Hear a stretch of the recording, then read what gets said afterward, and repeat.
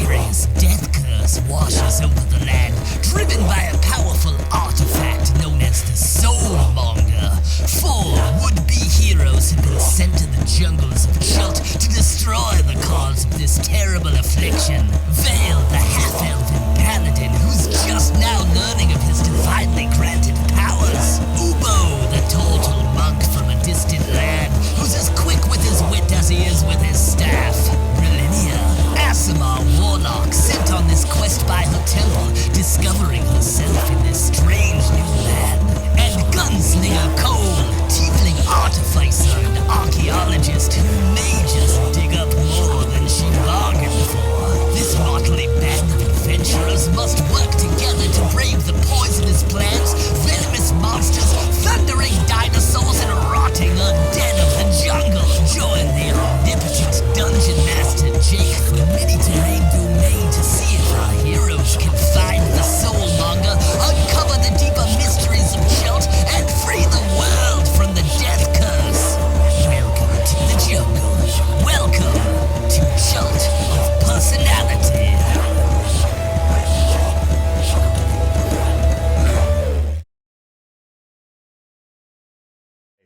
Hey internets, it's Jake. This is MTD&D Chult of Personality, the Tomb of Annihilation campaign, where I am joined by some of the most amazing role players on the internet and in real life. Mike the Piper, Marquise the stereotypical strider from A Point of Inspiration, Drake the RPG construct, and Megan from Dice on Ice. And this is session 4 of our Tomb of Annihilation campaign.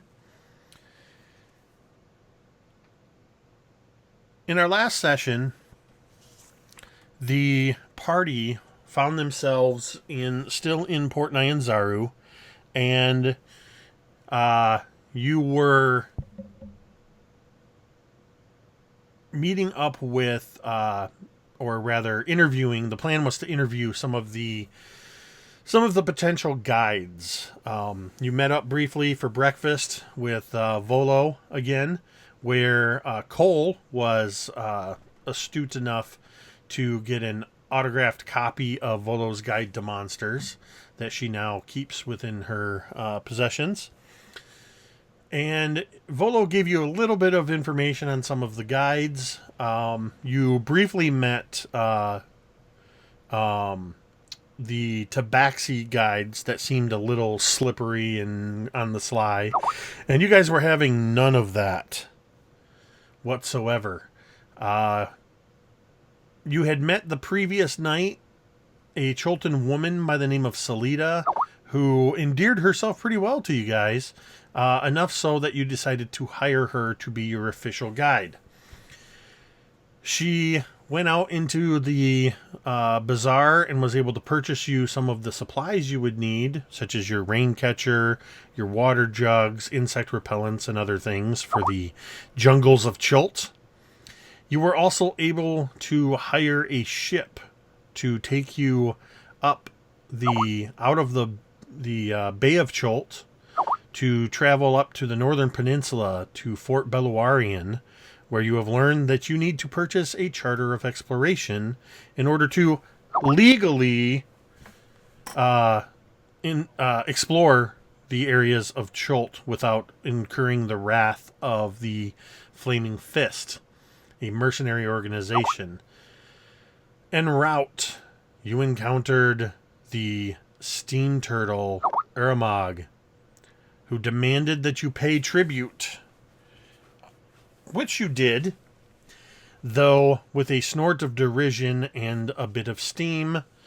Berlinia was blown overboard into the water, where she very nearly drowned, if not for the agile swimming prowess of Ubo the turtle. And through combined efforts, least of which, of course, was not least of which was the brave and valiant Vale Istafal holding the rope, the ever important rope, to drag Berlinia back on board. where Cole gave her a piece of her mind over her choice of billowy garb, and I believe that ended with a punch to the face, if I'm not mistaken. The next day passed in sullen silence, each character brooding amongst themselves, until they arrived at their destination, were placed into a rowboat where one of the crew rowed them up to the shore, where they quickly disembarked, with the plan to travel about a day inland to Fort Beluarian. Upon landing, they discovered that there were a couple of damsels in distress with a wrecked boat nearby. And as they approached, a third woman rose up from the surf behind them. The two damsels changed their appearance to their true forms, and that is where we return now to our party in action, as these brave explorers have now found themselves surrounded by 3 sea hags on the beach. What are you guys thinking? You've got 2 women who have just turned into sea hags in front of you, and rising silently out of the surf, a third one, moving with an almost fluid movement, skin the color of a drowning victim, hair like damp seaweed. Water seems to constantly be streaming off of them. Their seaweed-like hair floats in the air as if they were still underwater. They move with this sort of fluid movement, but every so often take these kind of stuttery movements with the clicking of bone and chattering of teeth.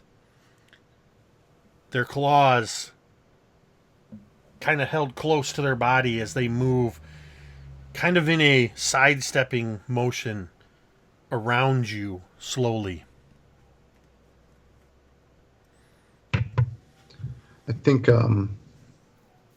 Ubo would take some very, I don't know how to say it, just very confident steps, take his staff and stand between the hags coming and his female companion, and just try to keep maybe 5 feet between him and Megan, and just kind of, like I said, more of just like a protection thing, and try to figure out what Vale and Cole are going to be doing. Just basically, just getting ready for the attack.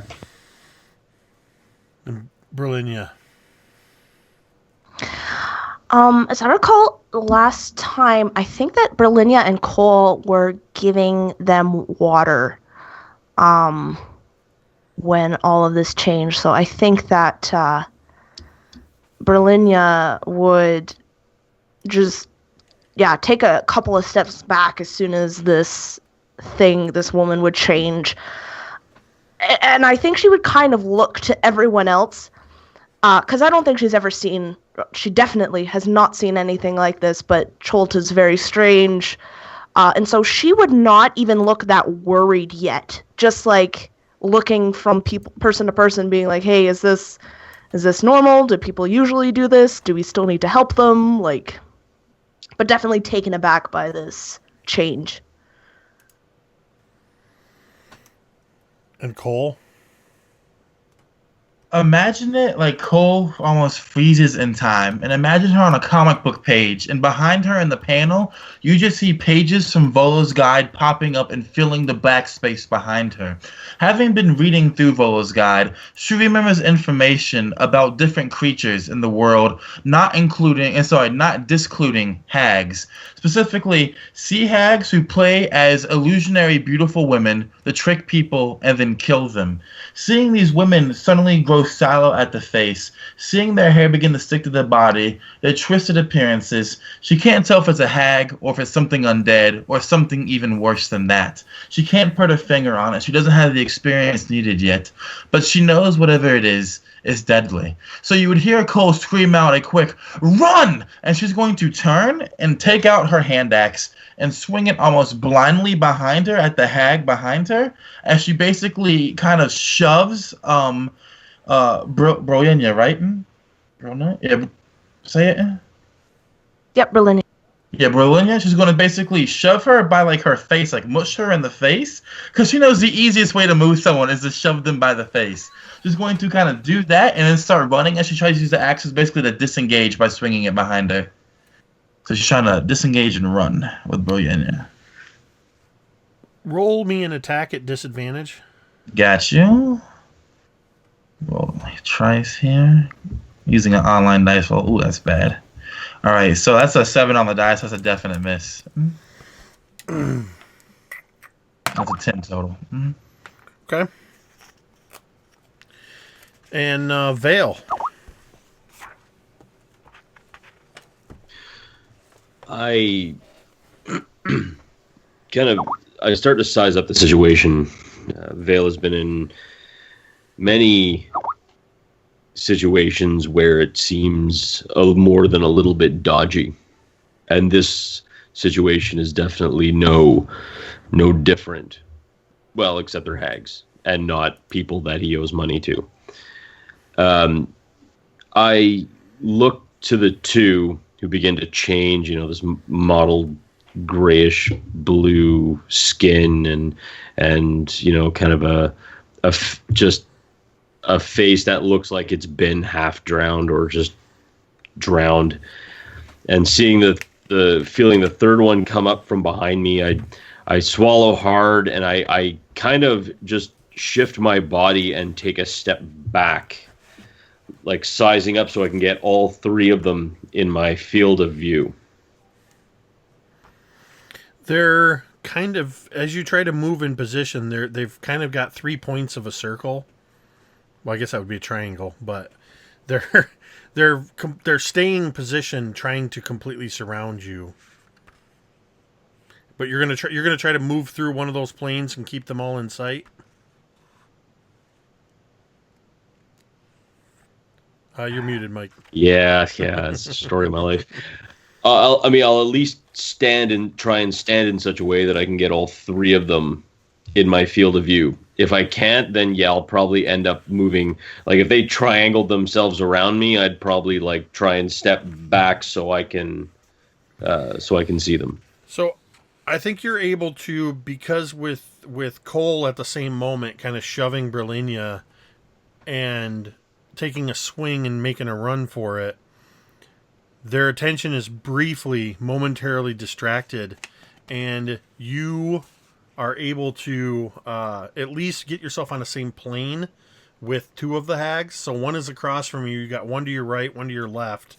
We'll say each one is probably about 10 feet or so away from you. Cole,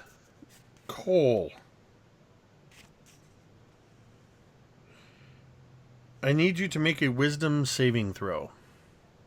Dope. All right, let's see here. Ooh, natural 1. You get about 3 steps, and it's as if you've suddenly become encased in ice or cement, as you find you are unable to move. You are completely paralyzed. Just, it happens that as one foot is kind of touching and the other one was starting to raise, so you're kind of frozen, and everybody sees this as one of the hags, the one that you took a swing at, she deftly dodged your hand axe swing, and she casts a hand kind of forward, palm turned upward, and mutters, "Asa!" And boom, just like that, you are held in place. Go ahead. With actually seeing this, I imagine that Ubo is several feet in front of everybody, closer to the hags. And the one that just seeing what happened to Cole, seeing this one doing that motion, he would charge. He would absolutely charge and actually try to tackle this hag, just headlong, 400 pounds of turtle, just running head start and just trying to tackle her down, break her concentration. I can move 40 feet in a turn. So you are going to try to hit this same hag that just cast the spell. Yeah, I'm going to try to basically tackle her, to basically grapple her. All right. Go ahead and give me a grapple check. So there'll be a strength roll.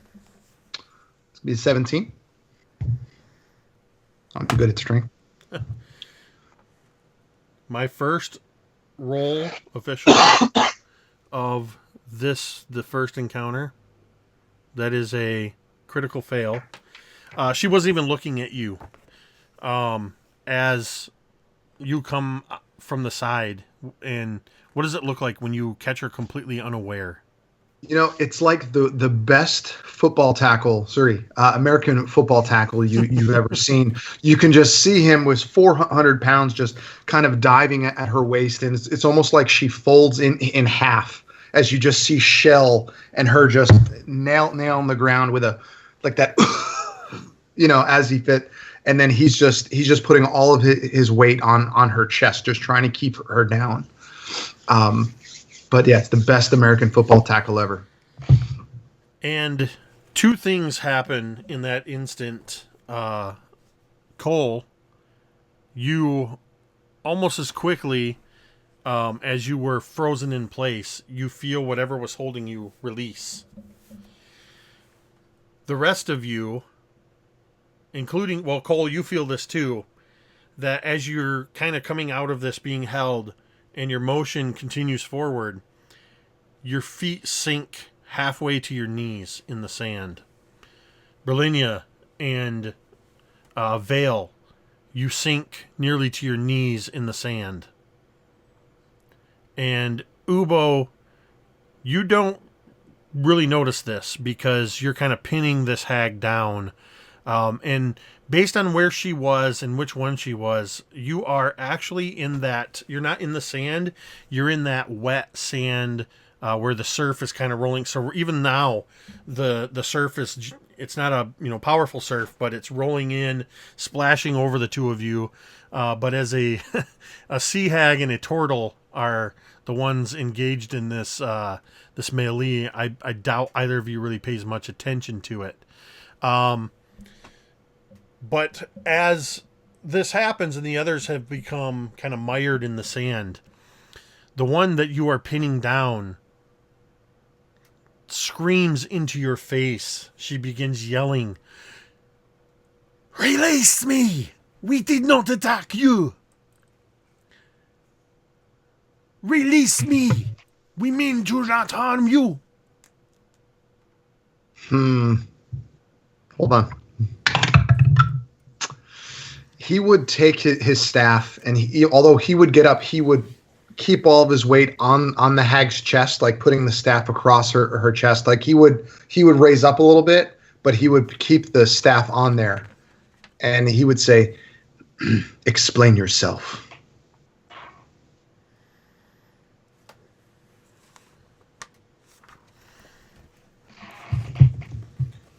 We are not trying to harm you.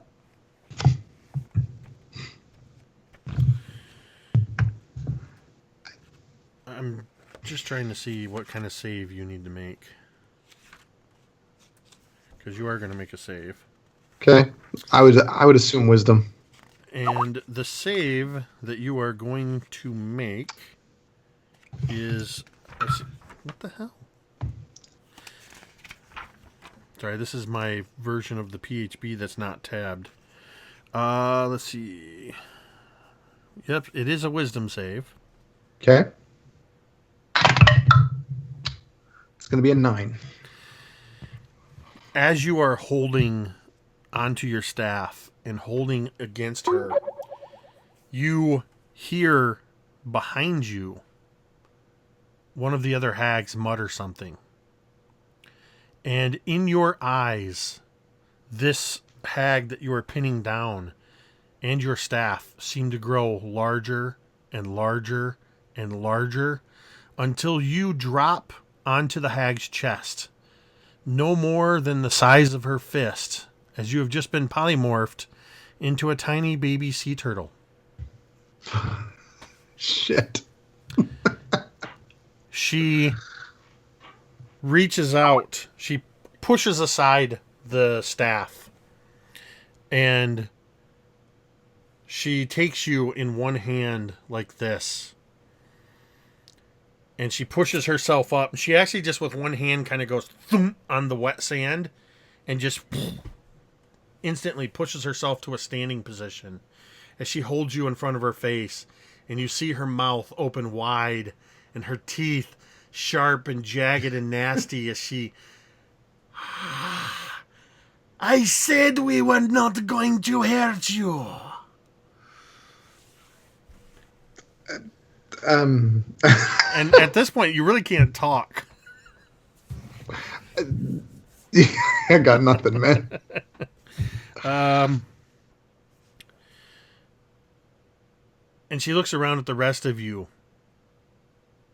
mired in the sand as you are. And she walks over to you, and you notice that her and the other hags are moving easily across the surface of the sand. And Berlinia, she walks up to you. And she actually reaches out with one cold, clammy hand. Kind of hesitantly and kind of doing that jerky. Looking you in the eye, she reaches out slowly for one of your hands. To take you by the wrist. Do you let her?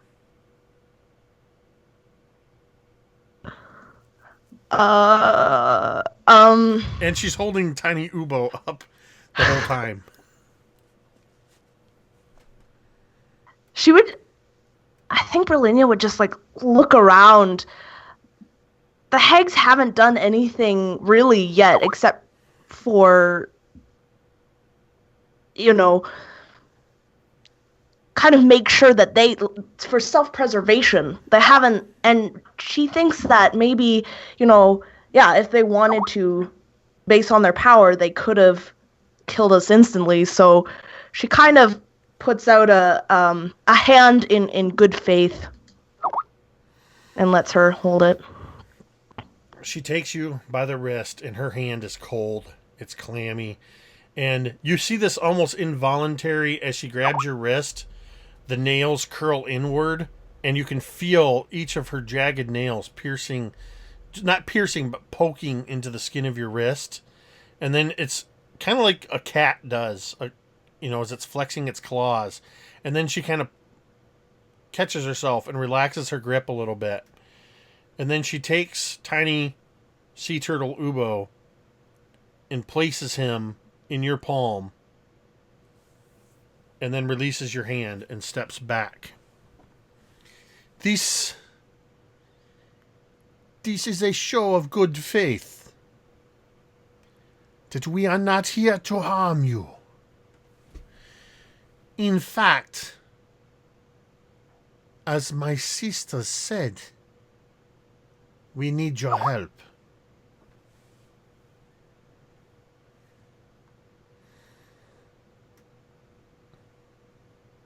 You have to be fucking kidding me. That's exactly what Cole would say. And standing there thigh deep in this quicksand, she's just staring at this hag, like just with the most deadpan face, and she continues, "You trick us into coming over to help you, and then you transform, and then you freeze me when I try to leave, and then you put us all in this shit when we all try to leave, and then you ask us for help. You don't ask us when you're transformed. You don't ask us when we show up. You ask us after you have us trapped and you can kill us." Well, I mean, Actually, I mean, she only froze you when you took a swipe at her with your axe. Which is the easiest way to run away from something, Vale, when it turns into this, and she points at the hag, which is disgusting to look at. This is true. No, taking a swipe of an axe would be the easiest way to run away from a log that's trying to attack you, not a human or a hag. I beg to differ, and you know if you've seen someone hit in the head with an axe, it's very easy to run away from them afterwards. I digress. Vale, this is not the time for this argument, all right? This is not the time. I'm just saying, and I mean the only reason why is that Ubo turned into a very much younger version of himself is because he attacked one of the hags, pushed him down to the ground. I mean, if you had 400 pounds of turtle on you, you'd be pretty upset as well, wouldn't you? I mean, come on. I think at this Berlinia. Oh, sorry. Go ahead. I was gonna say she says something very discriminatory about half-elves and naivety under her breath, and then she looks away. Sorry, I did not know we had a racist in the party. I think Berlinia would just shoot Cole just this look, but turn to the hags and kind of hold up Ubo and just say, "Do you think you could turn our friend back, and we promise not to hurt you, or you hurt us, more likely." Until this one settles down, your friend stays small. As she nods her head kind of towards Cole. To be fair, you would not have come to our aid if you saw us in our true form. So we presented as a form that we thought would be pleasing to you. Then we showed you our true form and did not attack you. As a show of good faith. But what did you do? You threw an axe at us. You tackle us to the ground. So yes, we hold you in place to protect ourselves. Trust me when I say this to you, devil lady. If we wanted, you would be dead already. Before you ever put your cloven feet upon our beach.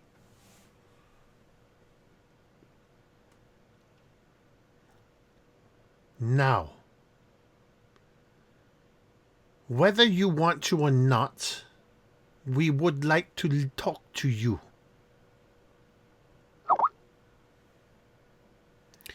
You can do so in the freedom of the surface of the sand, or I can bury you up to your neck, and we'll see if I am done talking by the time this surf comes to get you. And the whole time she's staring you in the eyes, Cole. Well, I don't know about the rest of them, but I'm more than happy to have a bit of a conversation. Besides, I'm a bit peckish. Is anyone else here hungry? I'm hungry. Maybe we could sit down and have some dried meats. Do you like yakka beetles? Because we've got, a few yakka beetles. Would you like one? You keep your sustenance for yourself. You will need it in the jungles. Fair enough. The sea provides all that we need. Oh, yeah. Right, can you answer one question for me, then?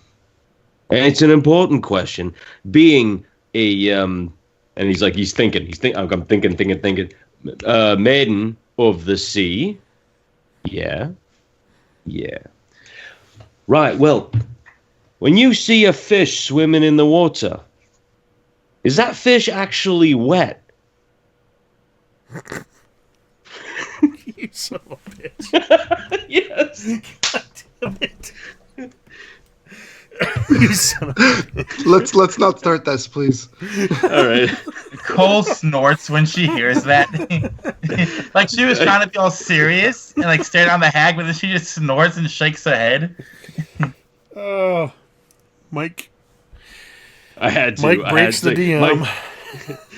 Mike now rolls with disadvantage for the rest of the campaign. No! I had to. But getting back on track, I would be more than happy to sit down and break bread or whatever it is you eat and maybe help you. And maybe, if you'd like, maybe the three of you could help us. And let's start over.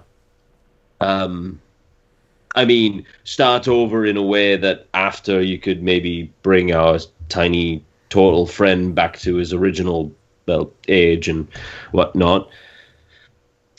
I think we can all behave and kind of look over at Cole. I think maybe we can all behave, have a civilized conversation. Yeah. You would see this little baby turtle going, just his head nodding.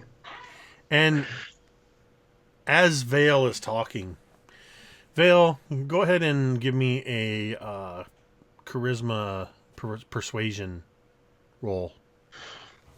Just see what happens there.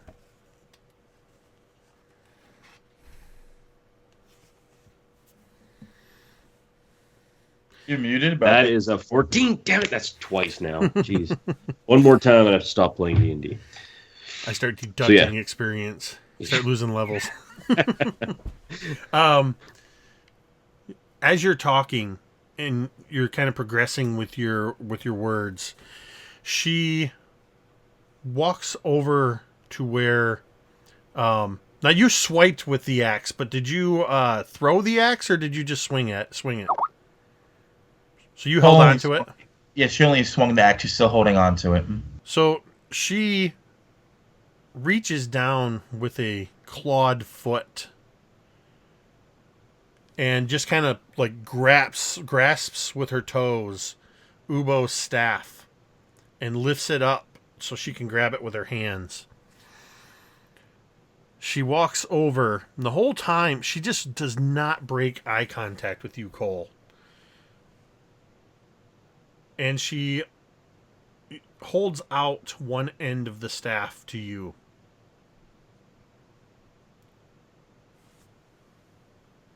In a way that, like, offering it to you to pull yourself up out of the sand.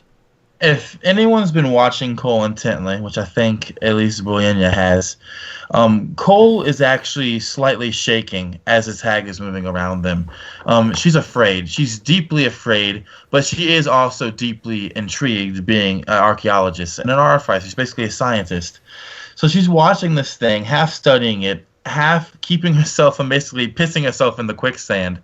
And when it holds out the staff, she stares at it for a moment. She flips her own hand axe in her hand so it's in reverse grip, and then she sticks it back into like the holster she has for it on her jacket. And then she uses that same hand to grab the end of the staff and to use it, I guess, to pull herself out. Huh?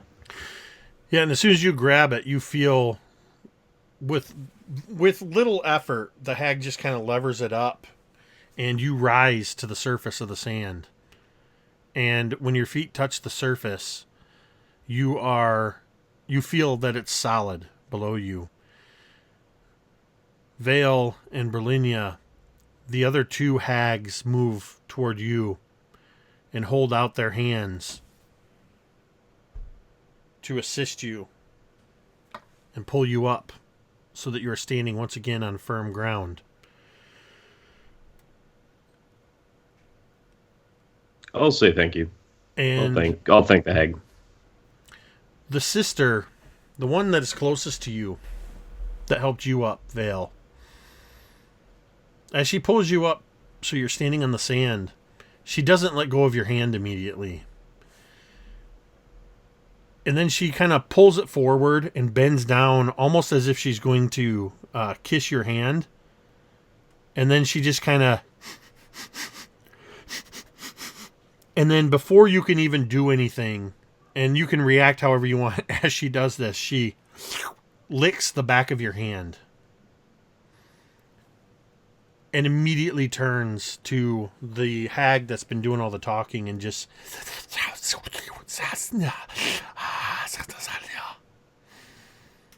And that hag turns and looks at you, her head a little quickly.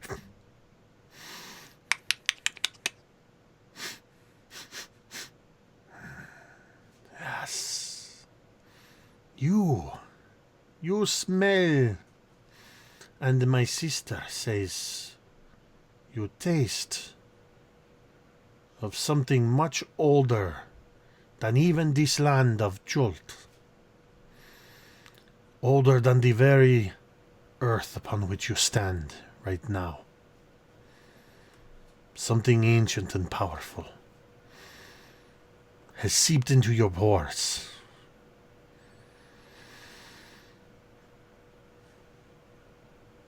You know, it's like when your best friend sets themselves up for like a terrible burn, but they've set themselves up so well. You're like, how do I even come at this? I don't even know what joke to make. Like, it's like my whole brain just. So I will kind of look at the back of my hand. Where would Cole be standing in relation to where I am? Probably about 10 feet away from you. Okay, I'll take like 1 5-foot step over and just wipe the hag drool kind of on her. Right, you're right. You're right. I mush you in the face. It's like instinctive, like no.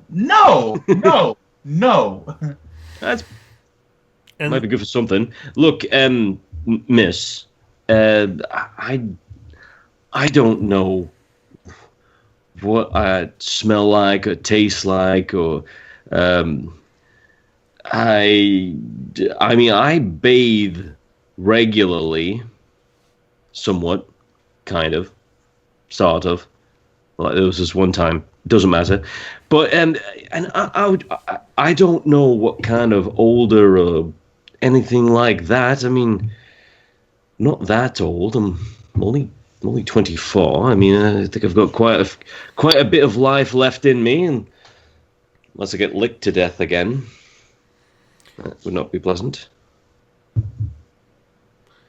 And she takes a step towards you, and she reaches towards your throat slowly, and then she stops and points a finger right at where your talisman hangs around your neck. Ubtao. And that's all she says. What, me lucky charm? What, this? Well, I mean, it's not much, but... Ubtao. Ubtao. You hold on to this. Do not ever let it go. And you. And the sister that helped you up, Berlinia. She is also kind of sniffing around you, but she doesn't lick your hand or anything like that. And then the one that helped you up, Cole. They exchange back and forth some quick words in whatever their watery language is. And even in your your tiny turtle state, Ubo, you don't recognize... You recognize it's like maybe an ancient variation of Aquan, but Aqualish, but you can't even make out what they're saying. And then she turns to you, Cole, and then kind of looking back and forth at the two of you and says, and here we have the yin and the yang, the id and the ego, the good and the bad, some say, the brimstone and the primrose. Are all hags as poetic as you are? When you have been around as long as we have, you learn a thing or two from the souls you consume. But No. you know what you are. And you, young lady, you know what you are. From above and from below. But even you do not see the thin wisps in between this world and the next. A single silver filament that binds your souls together.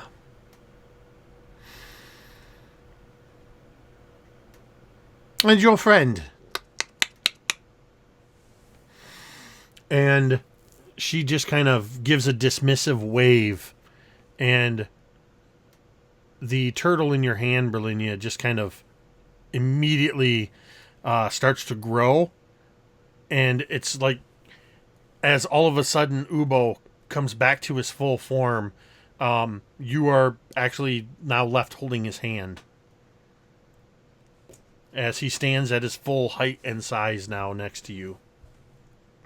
Actually, I was going to say, I think that as Berlinia is holding him and he starts getting bigger, she would almost just, like, drop him in, like, this, like,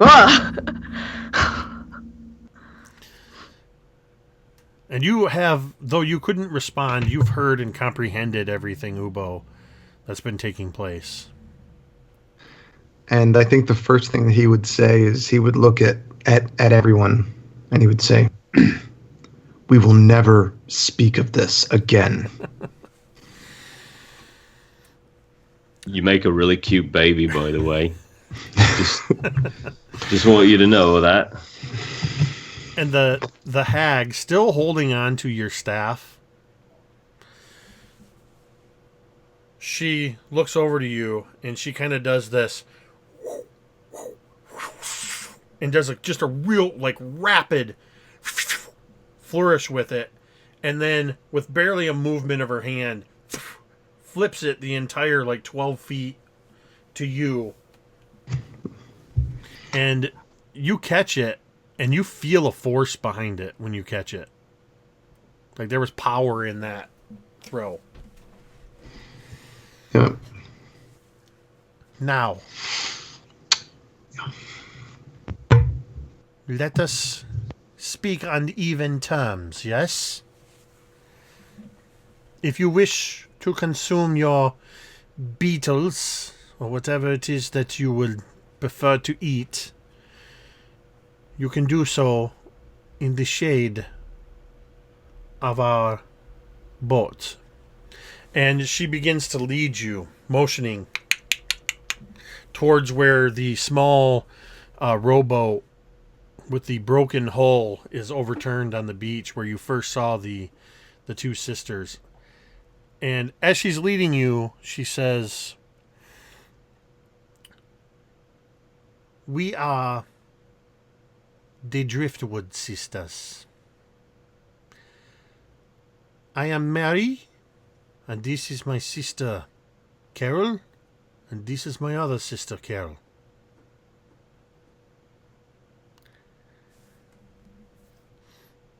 And go ahead." I think Berlinia would pipe up despite herself and just say, "And that doesn't get confusing.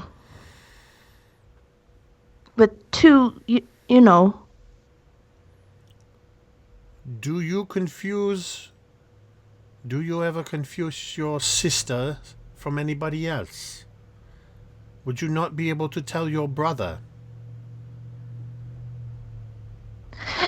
Well, yes, but if you're, in separate rooms, and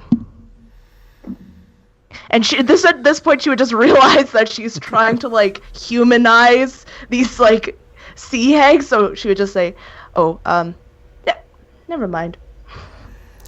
And she just kind of... And as you get closer to this boat, it's a large-sized wooden rowboat type boat, but it's quite large, probably about 16 feet long. And this gap that's in the side of it, where it's overturned, you can see that there's sand has been dug out and kind of leads up underneath it. And first one sister goes in, and then she stops and comes back out, and Marie says, "Would you prefer that one of my sisters goes in first? Or would you prefer to go in first? We do not want you to feel threatened."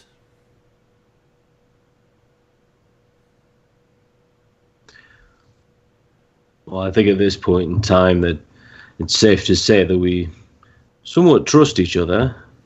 I mean, you trust us enough to keep us from the quicksand that you created, and we trust you enough not to kill us.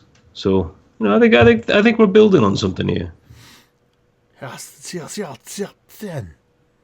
And the two sisters quickly duck inside.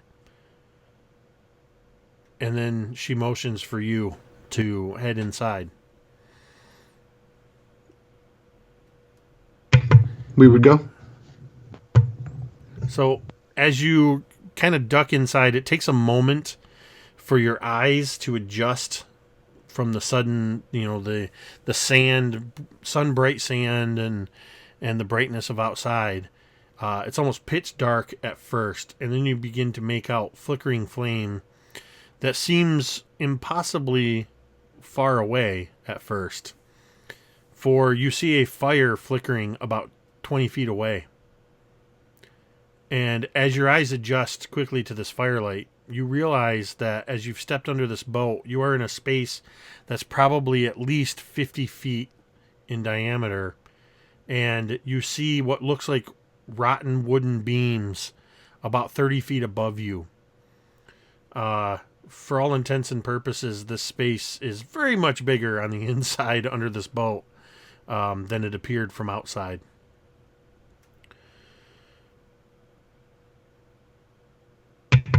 Would there be a place for us to sit? Yes.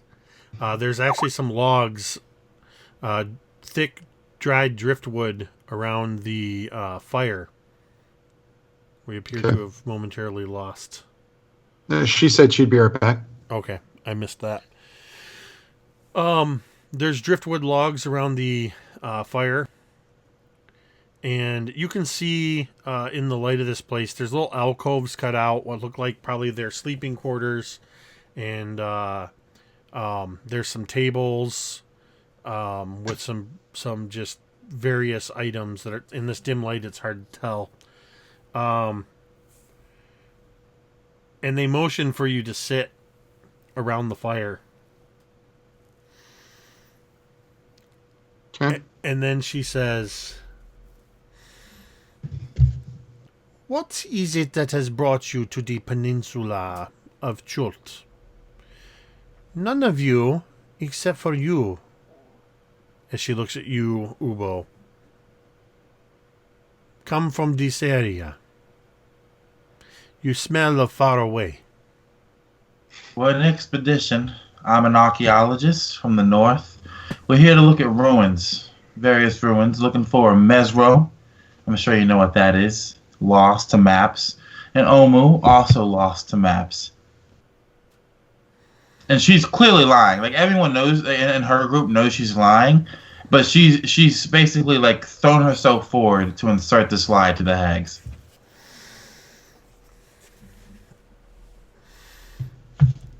You are searching for the fabled cities of Omu and Mesro. Yes, and, well, hopefully we'll find them, and hopefully we won't die along the way.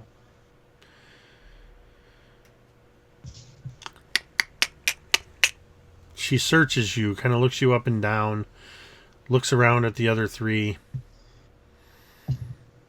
"It is then perhaps fated by whatever gods you and I follow that our paths should meet today. For however thin the connection, there is a singular strand between the lost city of Mesro and the assistance we seek from you. You see, we need you to recover something for us. Or more precisely, someone. Our brother has recently returned to Chult.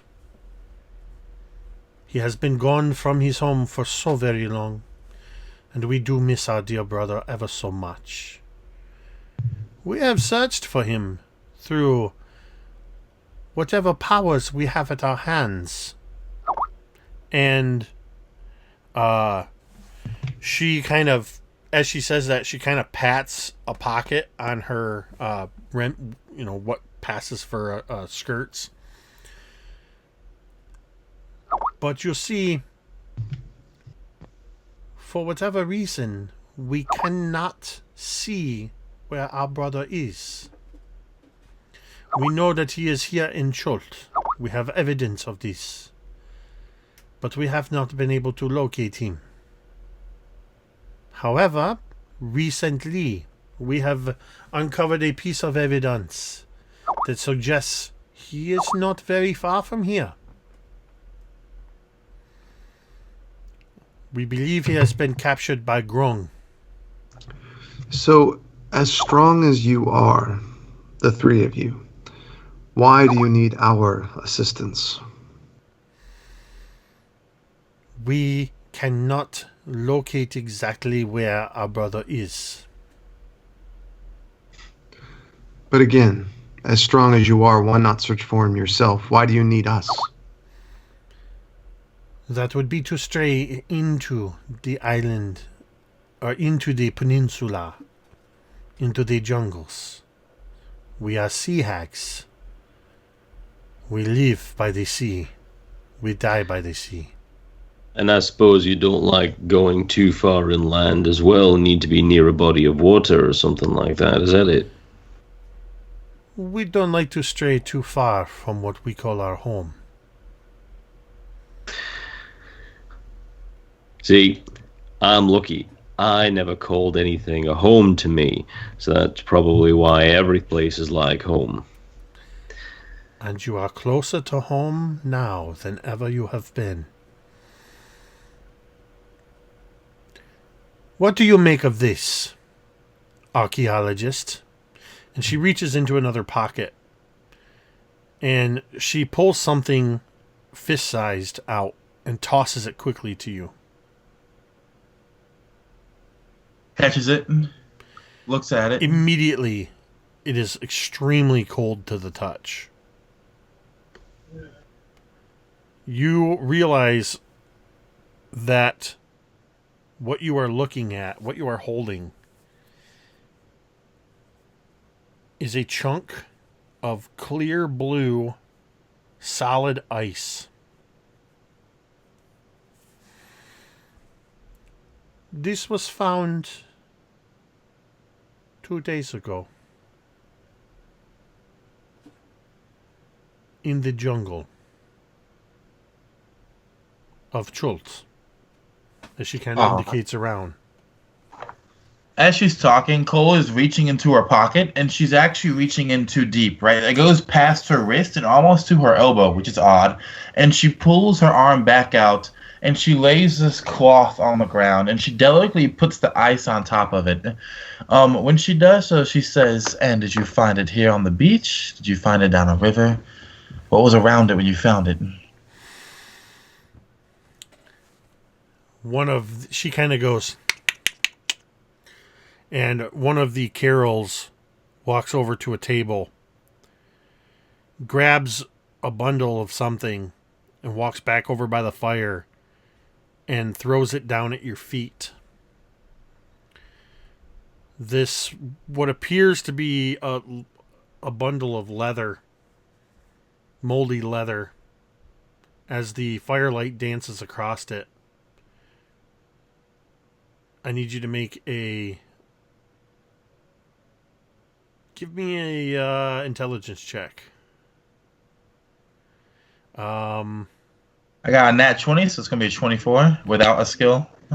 So even in its desiccated form, you recognize this as holding a form very similar to a sketch you saw in Volo's guide while you were flipping through.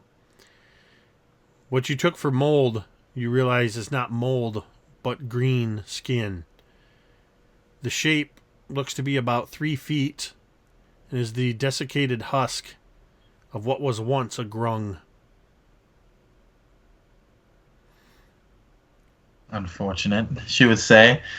She would move to it and she would reach back into her pocket. She puts on these black leather gloves and she would begin poking it in various places, trying to see exactly how old the corpse was if she could, or basically kind of see how did it get into this state. Okay. Just use one of your investigation checks. All right, that sounds good. It's going to be a 1 second. Look at my sheet. +6. Okay, it's going to be a 15. Your investigation turns up conflicting information. Just in a cursory overview, you find elements that indicate a much aged and almost mummified corpse, suggesting a very long ago death. But you also see signs that whatever life form this was alive 2 days ago.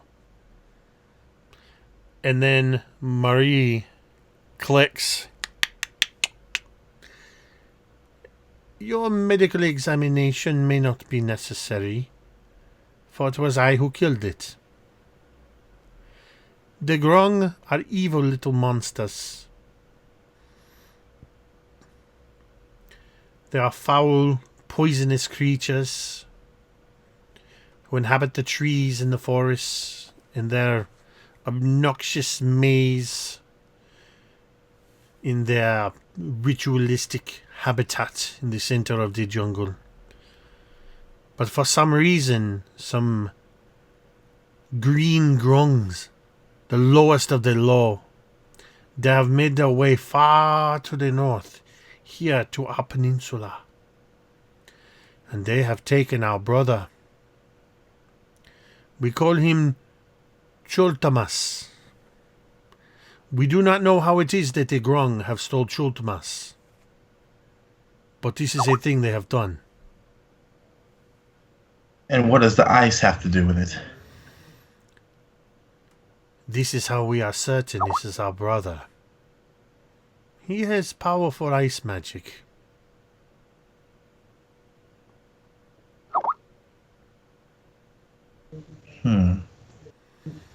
She stands up. She removes her gloves. She looks over at Mary and she says, "So you want us to go find these grungs and then rescue your brother from these grungs, correct?" This is correct. And in exchange, we A, walk out of here with our lives, I presume, and B, and she waits for Mary to finish the sentence. When you unite us with our brother, you will be rewarded by him.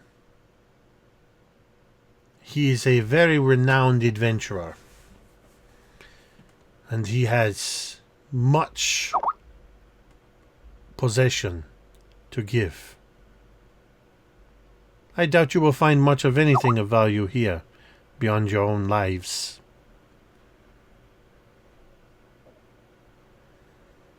But is that not reward enough?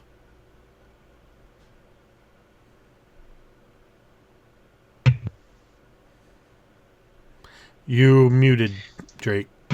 That's okay. Sorry. It's at this time that I'm gonna have a look at. I'm gonna go have a look at Salida, kind of get her kind of view on things, or did she do a runner and kind of leave us to die? You know, to be perfectly honest, I forgot about Salida. Yeah, I was just assuming she disappeared while we were stuck.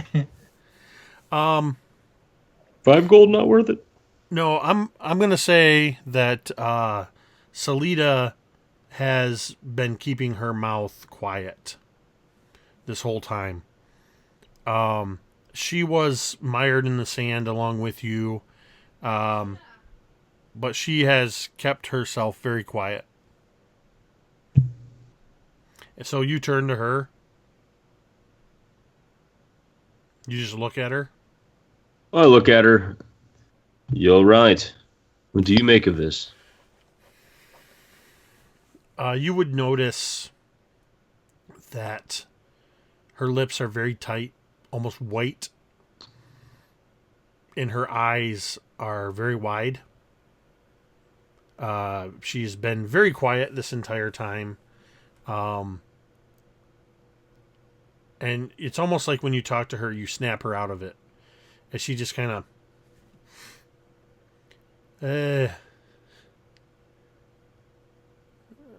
this is not something that I was prepared for you to encounter.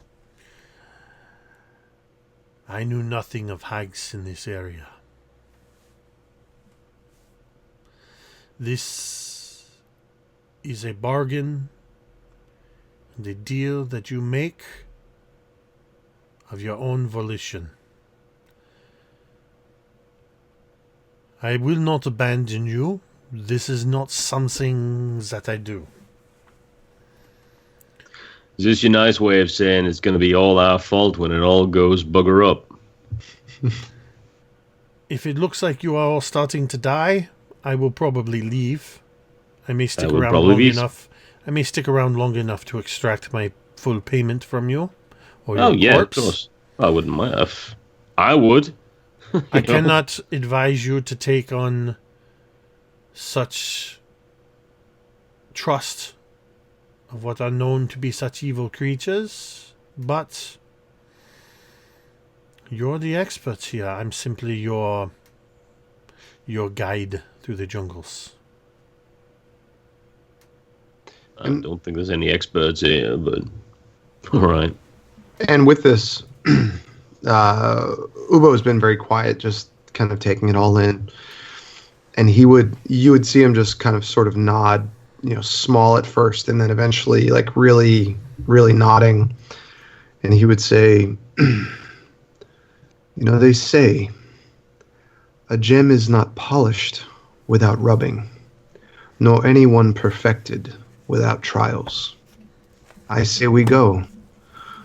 All of us may learn something about each other. And perhaps having them as allies could help us in our travels.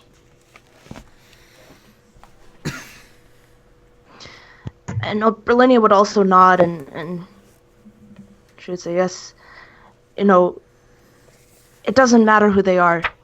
They need our help. And we should do it. I guess this is what it means to be wise but stupid. I've learned now. Thank you for teaching me, Ubo and Berlinia. I'm glad that we could have shared this lesson with one another. Like, you have to be kidding me. You have to be kidding me. You specifically, and she points to the Asmar, cannot be serious. But you are. I understand. No, it's hypothetical. No, don't. It's hypothetical. You don't understand. I know you don't understand. You never understand. Don't you mean rhetorical?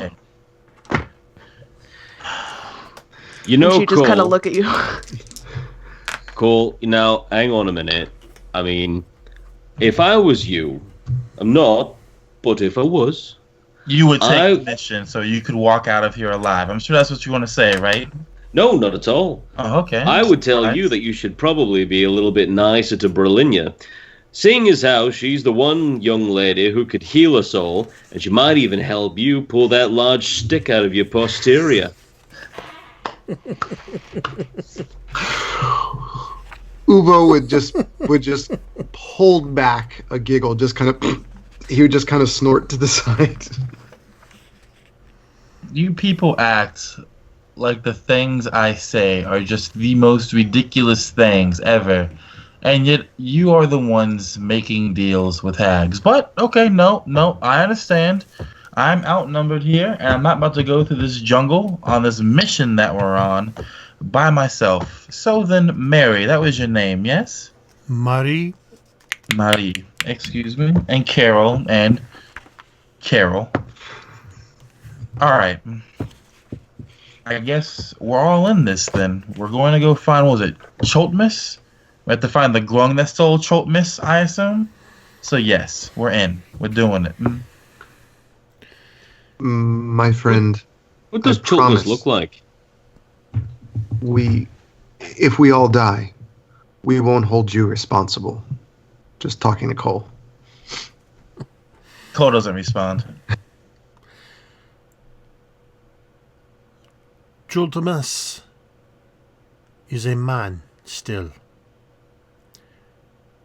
We have not seen him for a very long time, but he should look like a human man.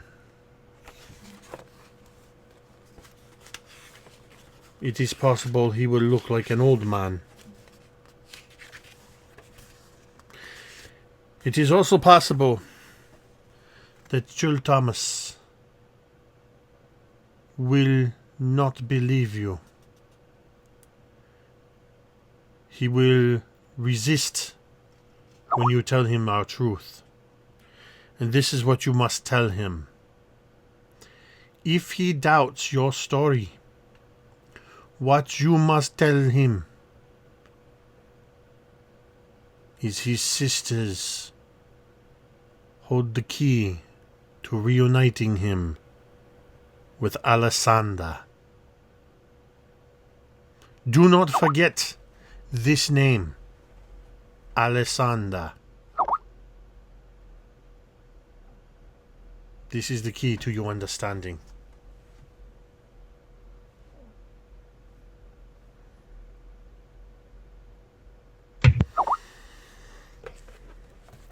You will need to go to the east from here.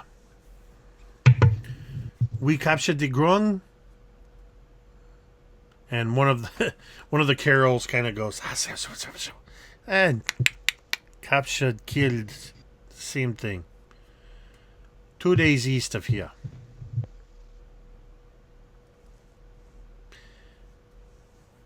This is we know crazy they question. are there somewhere. Crazy question. I'm just going to throw this one out there. But we really were on our way to be picking up a very important bit of paper to say that we can go around and do all of these amazingly heroic things. But unfortunately, we don't have that paper just yet. You wouldn't happen to have one of these, would you? You seek a charter of exploration from Fort Beluarian. Right. The Flaming exactly. Fist. Yeah. The Flaming Fist do not patrol the jungles this far north. It is south of Fort Nyanzaru that they claim, and for which your charter is necessary.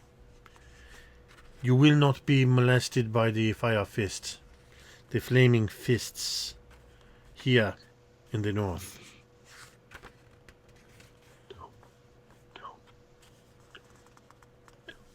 Are you talking to yourself? No. Don't. Oh yeah. Telling your. No. There was some debauchery in chat, Jake. I will read the chat afterward. I know you will, and Drake's it's going to always be fun in out of big context. trouble. Yes. Well then, right. I guess that's so settled.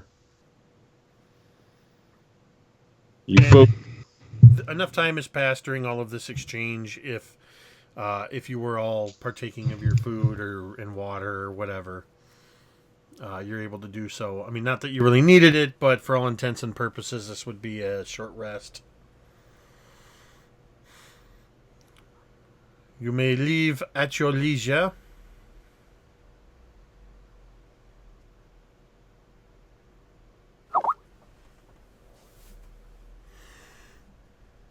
Well, shall we go then?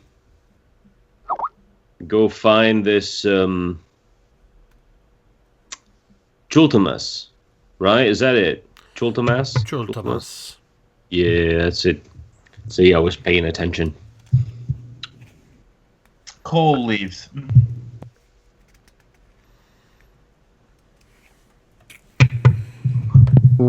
Would Berlinia say anything or do anything, or would she just follow Cole? I think she would just follow Cole. Then I think Ubo would get as close as he could to her, and he would say as he's walking out, "No matter what happens, stay behind me." Just kind of saying that in passing.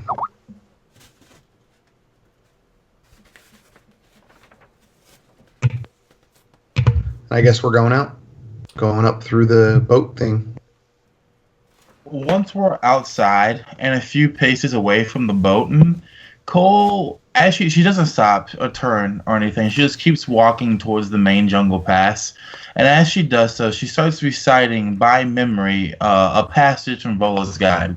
And she says, page 52, Master Manipulators. Hags delight in corrupting others. They do so not by imposing their will or being outwardly violent, but by making sinister bargains with those who seek their aid. This desire to orchestrate the downfall of others is why so many hags make their homes near humanoid settlements. She points to the ocean where the ship that we came from, and she continues saying, which gives them a ready supply of creatures to tantalize and torment. She stops, turns, looks at you, and then turns back around and starts walking back towards the jungle pass. Ilmater would not send us on a mission that would get us killed. How many people believe that Ilmater die every day, Brianna? But it is his will. Then his will can go fuck itself, and then she keeps walking. And I think Ubo to that would say to her, patience. She'll come around.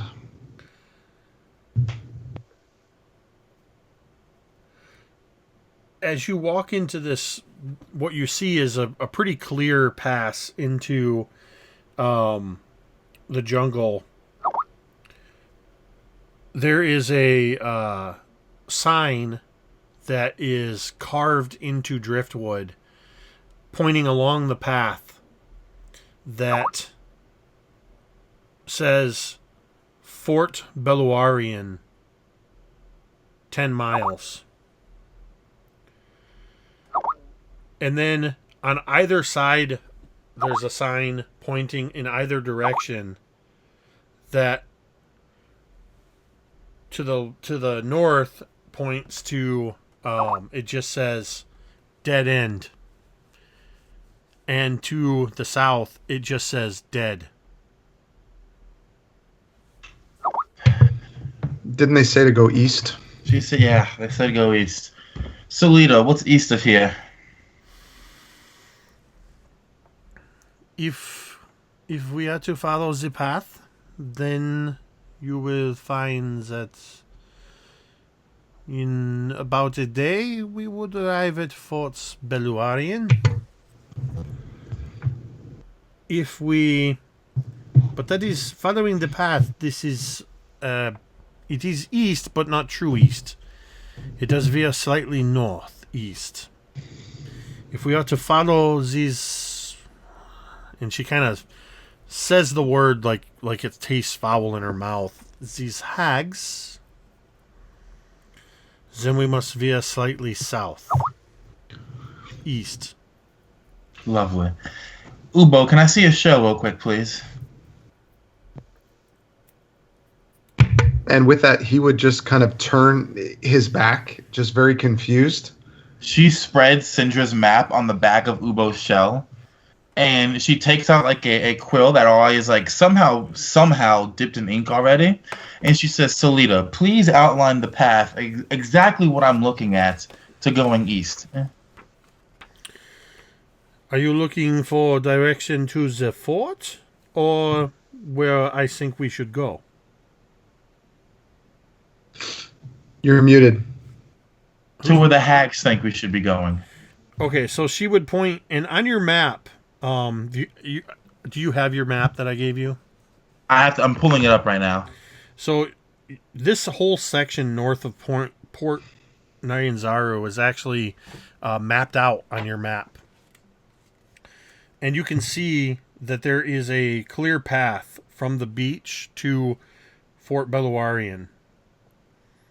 And you can see further east and slightly south of that is a small mountain range. And you can see a symbol for a mine.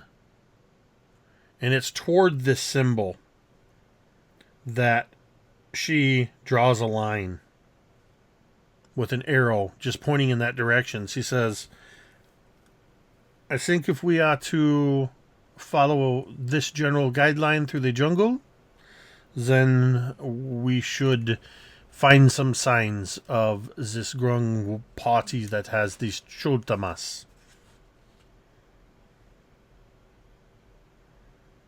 You said towards the mine, correct? Yeah, so she's drawn a path that kind of is slightly southeast, taking you. If you follow that path, you'll go about a day's journey south of the fort. Got you.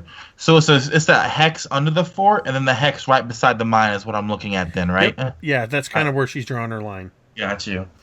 So, putting the quill and rolling the map back away, she steps back and says, okay, we have enough resources to get there, find the Grungs, get back, and go to the fort. All right? It's going to take quite a bit out of what we have, everybody, but you guys said we should do this, so that's what it is. We can restock, hopefully, with whatever this Chultmas gives us, if he gives us any money whatsoever, when we get back to the fort proper. But that's what we have. I'm looking at maybe a 3 or 4 day journey to get there and to get back. Maybe 6 days at most.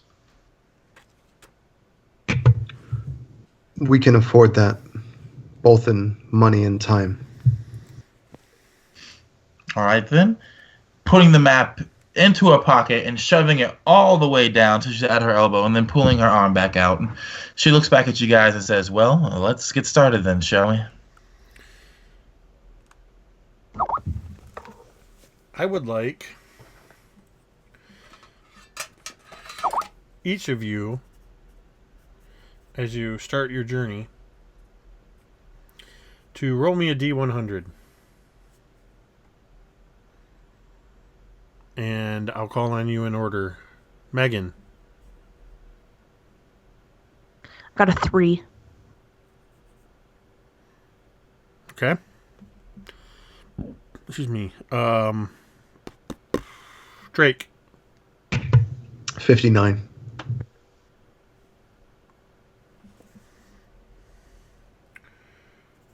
Okay. Marquise. 40.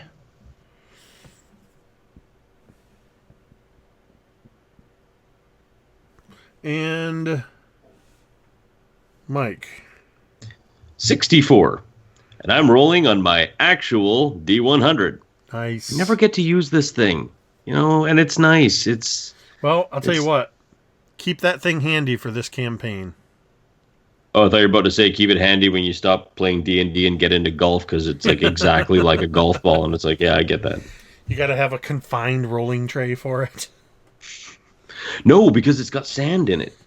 This is actually my first and only ever game science die. It's a D100, and it's got sand in it. And when I roll it, it rolls twice, and then that's it. It's like a weeble. It doesn't. Yeah, it's nice because the weighted sand actually keeps it in one spot. It's great. All right, so you begin heading east, and for the first time, as you step into kind of along this path, Salida begins to guide you off the path to a lesser traveled path. And perhaps you can't help but notice that you seem to be following the arrow of the sign that said dead. Almost as if on cue, as you step into the jungle, it begins pouring rain. And you are drenched in no time at all. It does very little to alleviate the oppressive humidity of the jungle. If anything, it makes it worse. For this heavy rain doesn't continue, but comes in spurts for 15, 20 minutes at a time. Just enough to make everything steamy and then it kind of passes, and then it starts pouring again as you travel. There's very little in the way of activity in this portion of the jungle. It doesn't take a ranger to see that there is evidence of crisscrossing deer trails, and you can see the occasional kind of under the overhang of some brush, you see an errant footstep. This area is most likely not, because it's so close proximity to the fort. You can imagine patrols heading through this area. You see a little bit of wildlife here and there. But your first several hours of journey happen to be rather uneventful.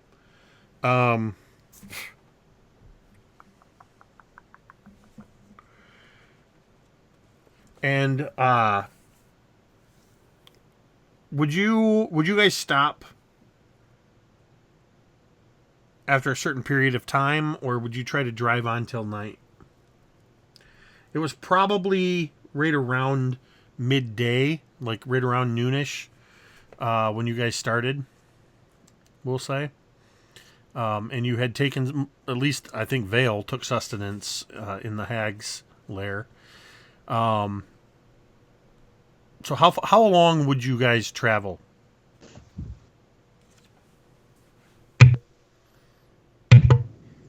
I think we'd go as far as we could, just trying to get it done quickly. Yeah, Cole's for traveling until night or whenever Salida would say stop. And as we're traveling, Cole is also, snacking on a ration here or there and taking water, of course, to make sure she doesn't die.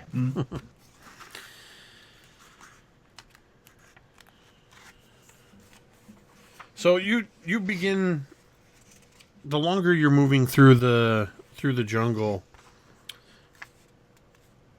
as the rain kind of comes and goes, but the sun never seems to disappear, you notice that the light filters through from bright to just beginning to get those first tinges of golden, and then starts to take on a bit of a reddish hue. And Salida says, "It will not be long before the sun drops below the canopy. I think we should set up a camp here for the night." I can agree. And she kind of looks around and she maneuvers a bit and says, "We should find something under these thicker trees. It may be a bit damp at first, but it will not take long before the jungle dries it out." 2 questions, Salida. 1, is there a place we can set up our rain catcher? 2, what kind of bullshit should we be expecting sleeping in the jungle at night? This far north, not even the undead.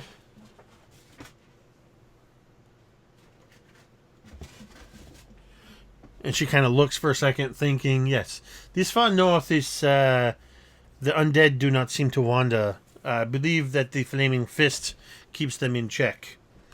Nothing unusual that you wouldn't expect to find in a tropical jungle. Occasionally flying monkeys, flying snakes, giant wasps, giant scorpions, the usual. I would say beware of things like hags, but, well, apparently you make friends with them. You can set up your rain catcher over there, out from under the canopy. Make sure. Let me go with you. I will show you how to set this up. Thank you. So, you're going to go with her to set up the rain catcher? Yeah. She begins to instruct the others of you. If you clear up some of this ground cover, you will, 1, see if anything is hiding under the ground cover. and you will find nice, clear, comfortable spaces for which you can set up any shelters you may have, or if you wish to set up your bedrolls, and maybe. And then she says, "Does any of you know how to make a fire?" I do. I have proficiency out of character and survival. But you are coming with me to set up the rain catcher. Good point. Ubo, you know how to make a fire, yes? Or Vale, you travel a lot. I would. Yeah, who doesn't know how to make a fire? I mean, come She on. looks at Brianna when you say that. Exactly. I think we all look over there. Come And on. Berlinia just gets like this indignant look on her face and she says, "I will make the fire." Oh, they make fires outside of the temple now. That's certainly new. She would just ignore her and try to start like gathering branches. And then Salida just says, Come with me. I will show you how to set this up." And you head over to well, I misplaced one of my papers. You head over to probably about 30 feet away, so that you're not underneath the cover of the trees. And she kind of kicks some stuff away on the ground, and she shows you how to. She takes some rope that's wrapped around it, and it's actually created in a way that it hinges out, and then there's this 5-foot square tarp, and you loop it over the ends, and it creates kind of like a funnel. And she shows you how to set the containers up underneath. With the rain that we've been having, we should be able to gather a few gallons of water. And what is... Okay, so all of you would notice... all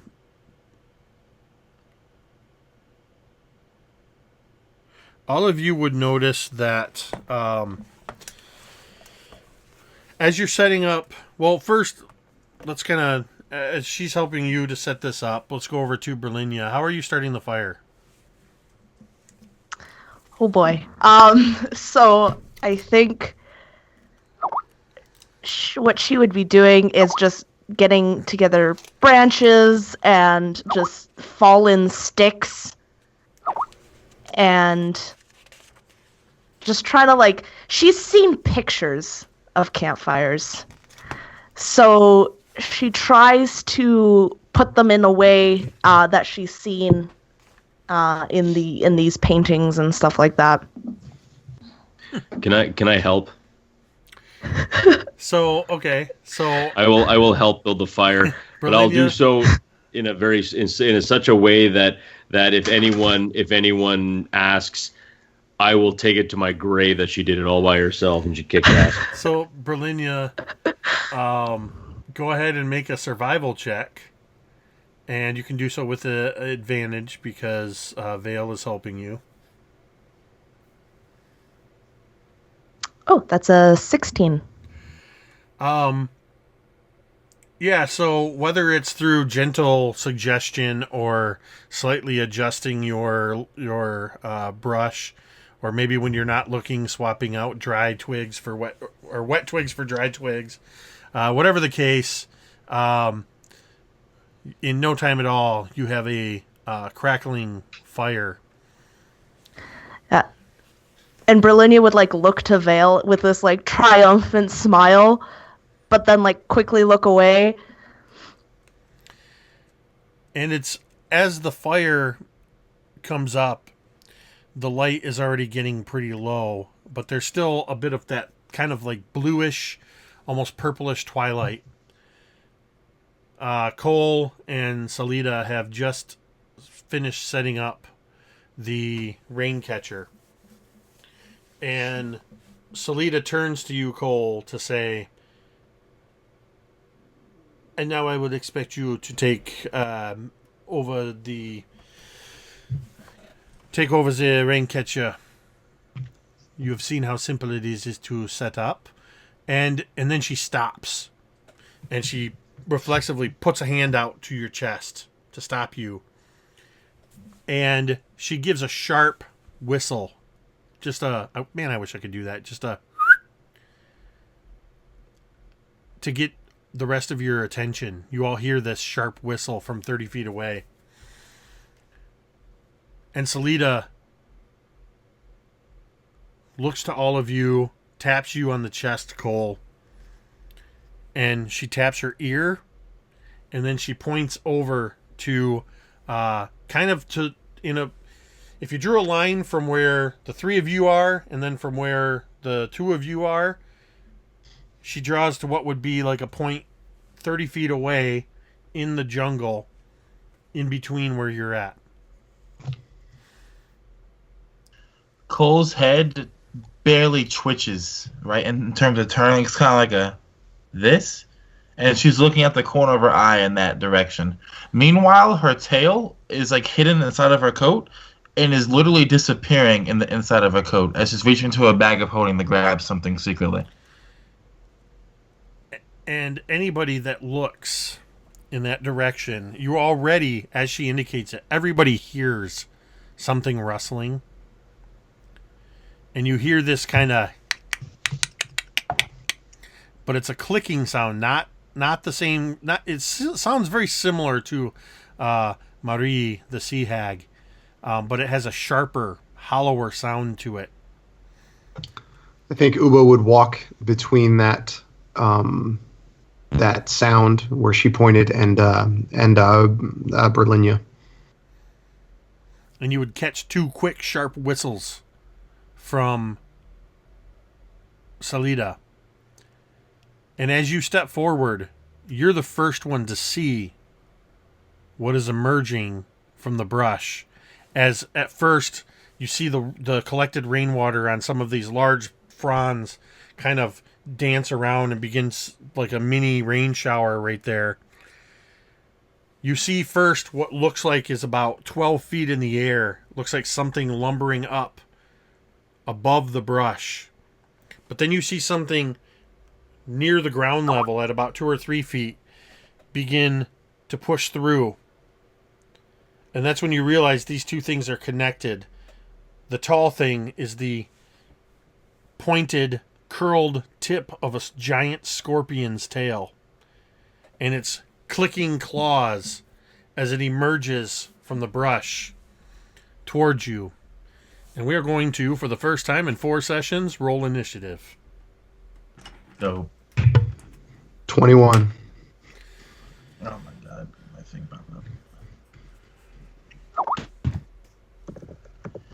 Ooh, you do not roll on a D100 for this. 12. All right, 12 for Cole. What do you got, Berlinia? 19. 19.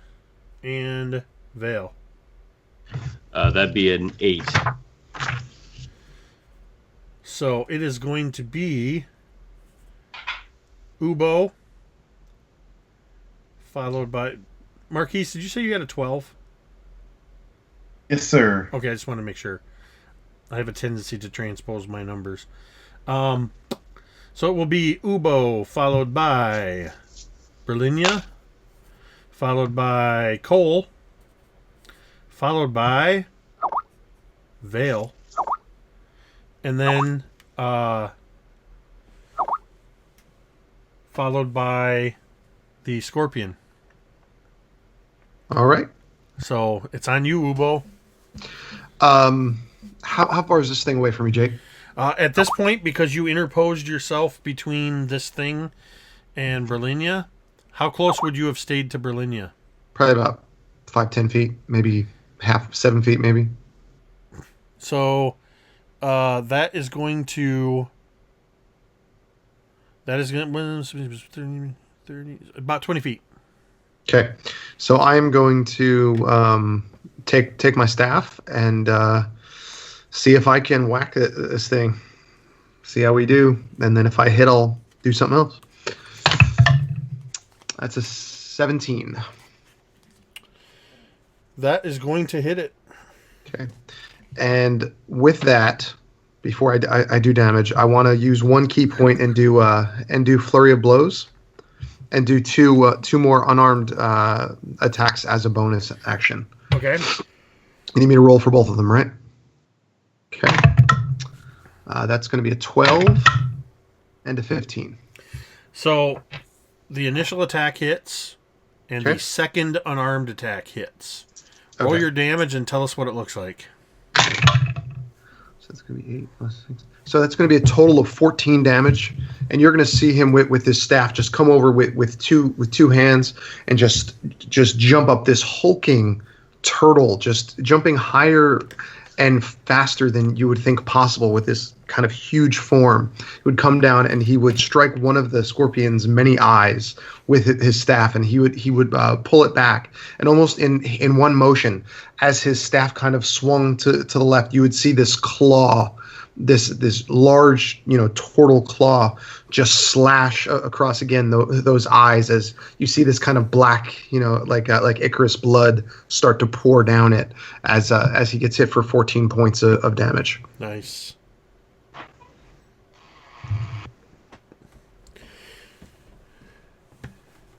And that means it is Berlinia's turn, as Ubo has just charged in on this thing.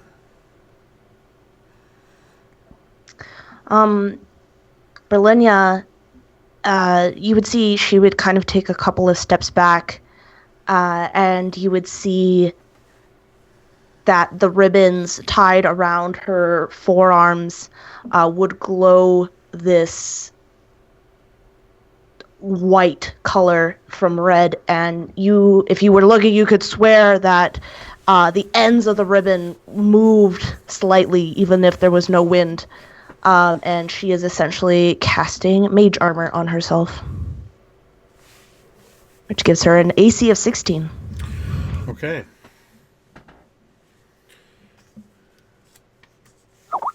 Cole. Cole turns. She sees Ubo go flying past her like a blur in the air and then careen into the scorpion. The moment he does, she turns to Salida and she says, quickly, they try to have like a quick one-liner back and forth.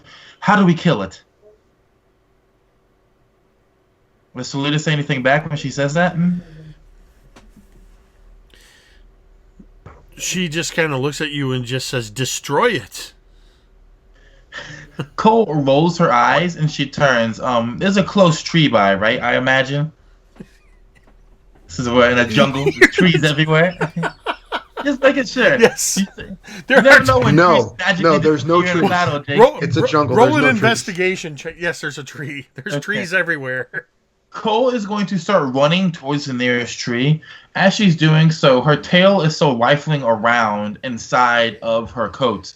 And she's going to start climbing the tree, essentially, to gain ground, so that way it can't just come over here and tear her in half in case it gets past Ubo. Once she's climbed up into the tree, she can climb half her movement speed, so she'll be 15 feet up into the tree. She pulls her tail out, and when she does, you see this handle of a crossbow. She takes the handle of the crossbow and she reaches into her pocket and she pulls out this long metal tube. And she holds the metal tube right in front of the handle, turns her hand, and lets go. And it's floating and spinning in place right there, right off of where the crossbow hilt is. She starts reaching back into her pocket and she's going to use her bonus action to basically load the gun. She's taking out this metal ball, about the size of like a golf ball. She puts it in front of the barrel and it gets sucked up and begins to glow blue, these runes spreading across it. She's then going to take aim at the creature and fire. But unfortunately, I rolled a 10 to hit. But when she does fire, it's stupid loud. The thunder cannon is named the thunder cannon for a reason, and the sound echoes bouncing off the trees. You see leaves falling. You see birds, I imagine, in the canopy fly away, scared by this. And Ubo, you're going to see the ground right beside you just explode suddenly as if something just careened right there. You don't know what it was. It was too fast even for your trained eye to catch it, and it just explodes right beside you. And then she curses and begins loading another one that's going to end her turn. Yeah, birds flying everywhere, and you even hear not too far away from in the treetops, you hear the squealing of howler monkeys in the trees, just startled by this thing, and some other chattering and angry sounds by this suddenness. And that is going to take us to Vale.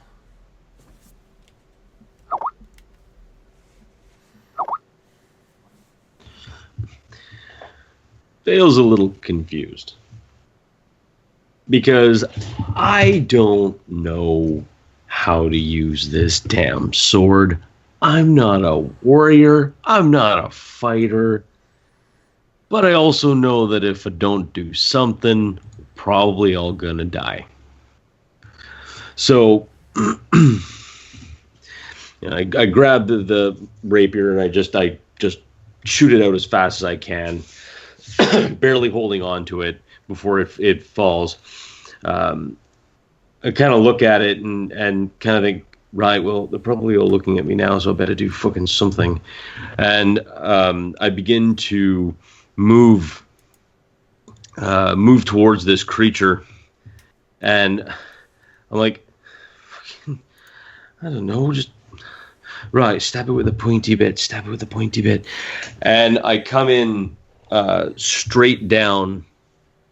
But then something happens, because at the same time I'm attacking, I'm just thinking, what the hell was Ubtao anyway? Was she just trying to clear her nose or something? And as I come straight down, I'm actually going to use Divine Smite. For the first time, maybe for the last time. So I'm going to expend one of my spell slots, and I'm going to add some damage to it. So what'd you roll for the attack?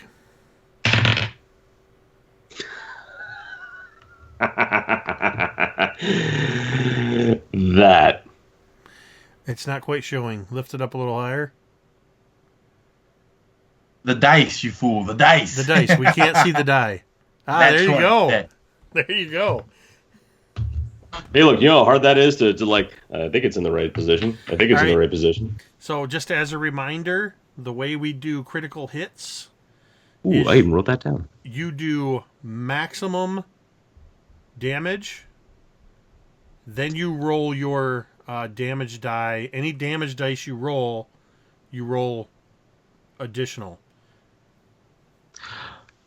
Oh, my goodness. Okay. So yeah, whatever your damage would have been max with your dice rolls and your modifiers, then roll any damage dice again. Holy crap. So is that with the 2d8? Yeah. Okay, so let's see. So that would be 3d8, which is 24, 29. So 29, and then I roll 3d8. Yep. You guys didn't want to turn, right?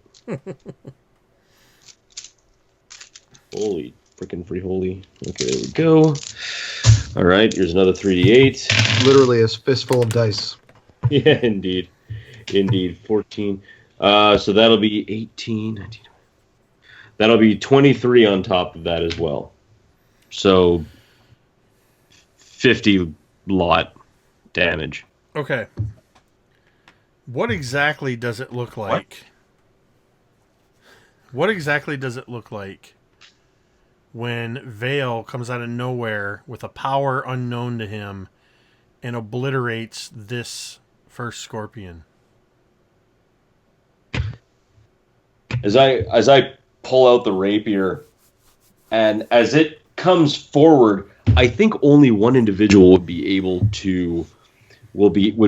to have seen this, and it would probably be Ubo, because as time seems to slow down for Ubo, being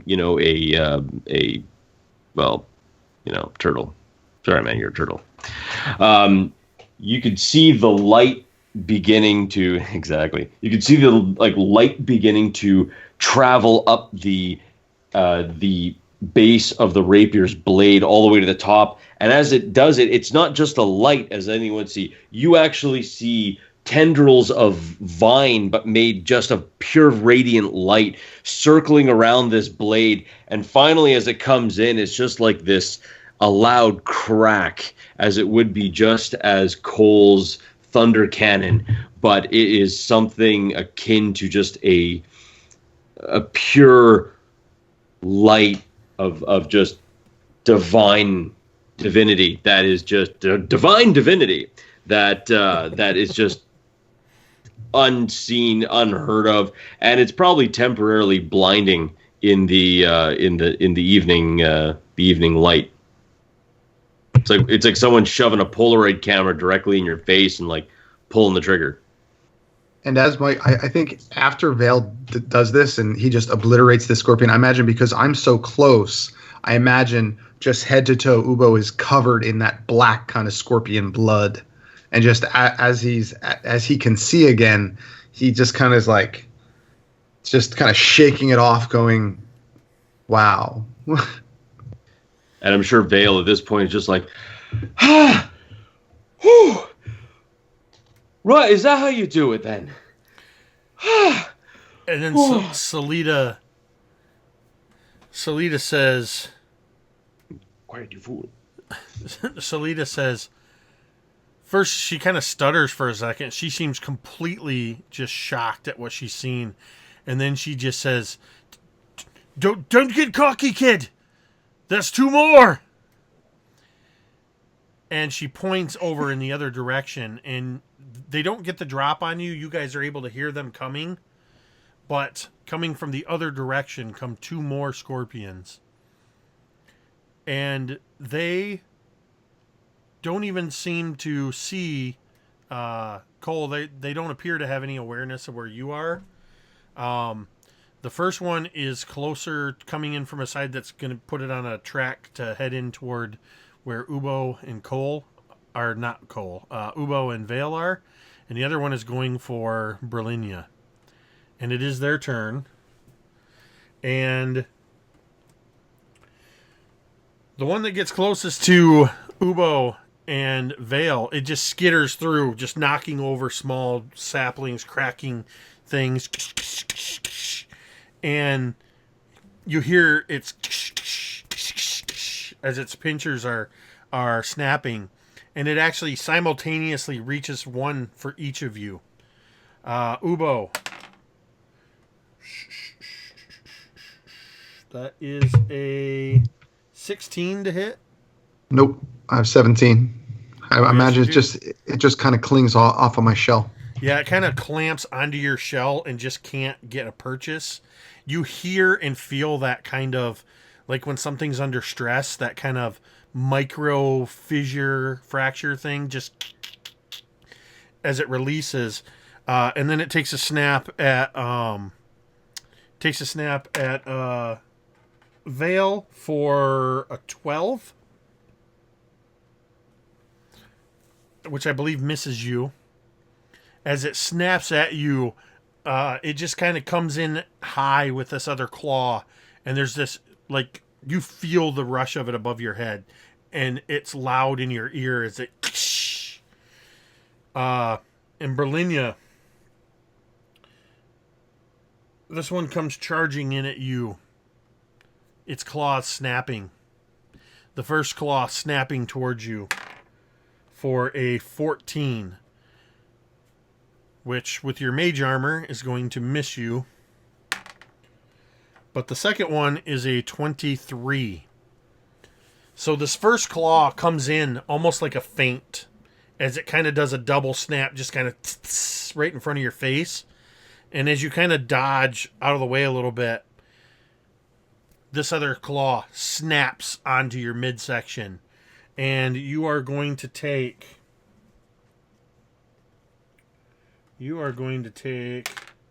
6 points of bludgeoning damage. And you are now caught in its grasp.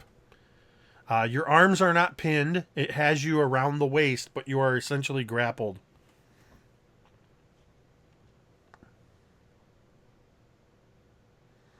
And that is going to take us to the top of the order again with Ubo.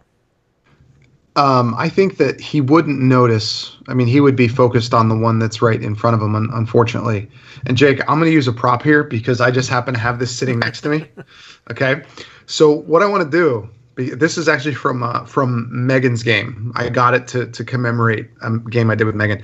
I literally want to see if I can do like an acrobatics or something, get up here and try to hold on to this, like grasp onto it and like basically grapple his tail way up here. Okay. So I can move. Need an athletics or acrobatics check to get up on the thing and run across it. All right. Let's Let's see how that goes. 21. And then give me a strength check opposed to the scorpion to grab its tail. 11. That is a nat 20. Shit. So you run up, just leaping through the air, your massive turtle self, clambering up onto this thing's back, no problem, just and as you go to grasp this thing's tail, you get your arms around it, and it just quickly snaps it taut and jerks it out of your grasp. So, I mean, I'm still up there. Can I attack while I'm on his back? Or was that my action?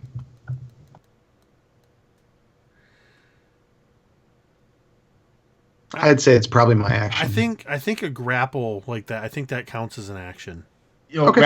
grapple's an attack action. So Yeah. Okay. That's what I thought. Thanks, Marquise. Then I'm just standing there going, sorry. Just and on so top of the scorpion. Berlinia caught in this thing's claw. And this was the one that had Berlinia? No, this is the one that was in front of me. Oh, okay. Yeah, that makes sense. Dumbass. I'm just calling myself a dumbass. Berlinia, all by yourself, captured by this. Yeah, so Berlinia would just be like struggling against this thing clamped on, like trying to get it to not hold on to her, but I think she would very quickly realize that she does not have the strength against this thing, and she would just kind of point her hand out at it, and you would quickly see these ribbons begin to glow, and she would just yell like, "Oh, let go of me!" And this huge like white bolt would come from her palm. And I'm casting Guiding Bolt.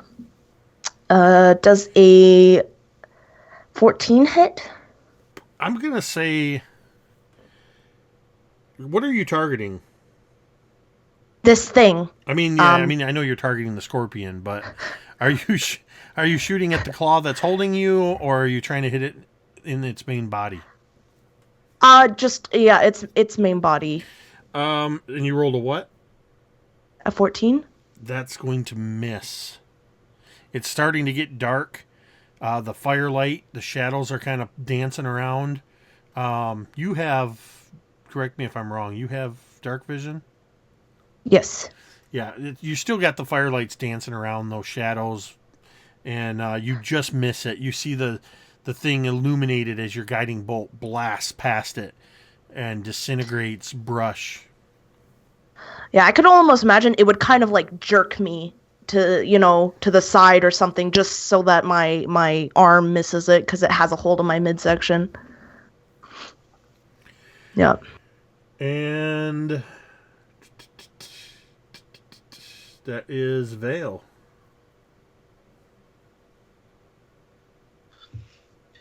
I'll probably, shaking myself off, I'll probably go and run toward the scorpion that has Berlinia, and I'll just go and just straight stab it. Wait a second. Before I'm going to give you a chance I'm going to say the classic DM, are you sure? Because you are currently engaged with the scorpion. I thought Jake, I killed that one. Cole goes next, buddy. Oh, Oh yeah, you're right. After Berlinia. You're right. Yeah. Thank you, Drake. But yeah, Yep. remember, Mike, the of the There's two another new scorpion. ones, the two new scorpions that came in. One of them came in and attacked both you and Drake or Ubo, right. and Okay, it just gotcha. missed you. So you're engaged with one. Cole, you are up in the tree, currently unengaged.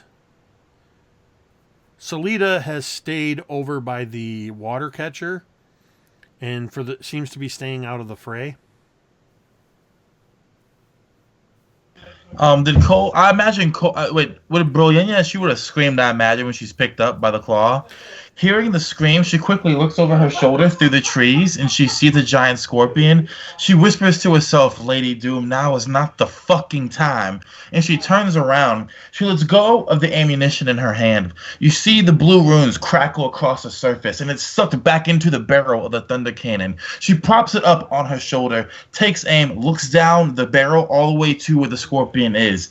As she pulls the trigger, she shouts out, Salida, do your fucking job and help us! And as she pulls the trigger, you see an explosion of blue-black smoke come out from where the barrel is. And that thunderous echo again bounces off the trees. Howler monkeys scream with it. And I have a 16, which I assume hits. Yes, that is going to be a hit. You see the ball go spinning, and those blue runes keep crackling, and when it hits the scorpion, the blue runes kind of scatter across its body, and it would pierce the armor, and blood splatters everywhere, black blood, as Drake mentioned earlier. And I do 8 points of piercing damage to it as the ball is lodged firmly in its body. And I begin to load another one.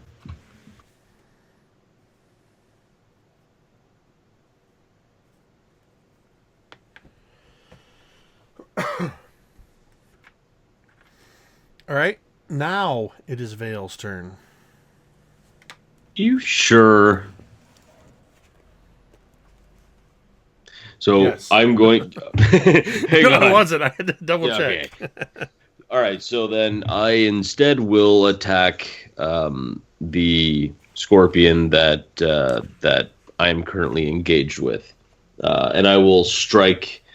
I will strike at it with my rapier, and I got a 20, but that is modified. Definitely. Okay, some hits. Yeah. And that will be 10 points of piercing damage as I kind of dig right into like where its plates, its chitin like overlaps, and just kind of slide it right in there. At first meeting a little resistance, and then kind of going in just a little bit.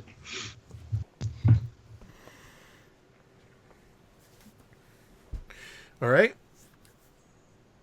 And And I don't know. I'll just stand there, try and look pretty, try not to be dead. it is now the Scorpion's turn. And the one that is holding Berlinia.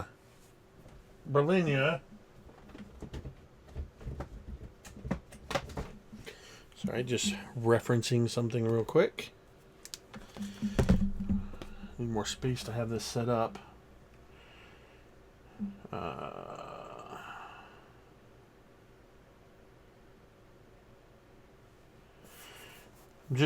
I don't do grapple very often. Do you get? So basically, if she wants to break the grapple, she has to make a check on her turn. Right. No, I was just checking to see if it gets any, if there's any advantage or anything. You do not. But there is basically, not. you just Nope. she can't move. Is basically the effect of grapple, Right. and if it wants to, it can restrain her on its turn after Right. grapple. Basically, I didn't want to take advantage, and do that in error. But actually, what it's going to do is, since it has a hold of you in its claw, it's actually going to stab down at you with its tail that's hovering above.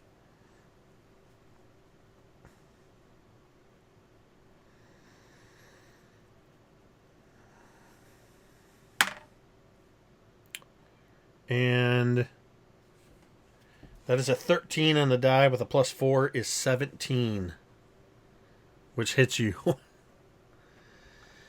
And that is going to do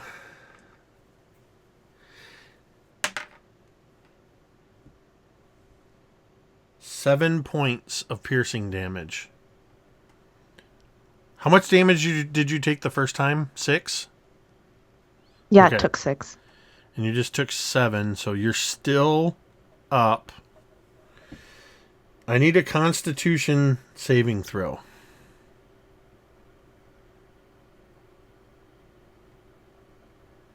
So 15.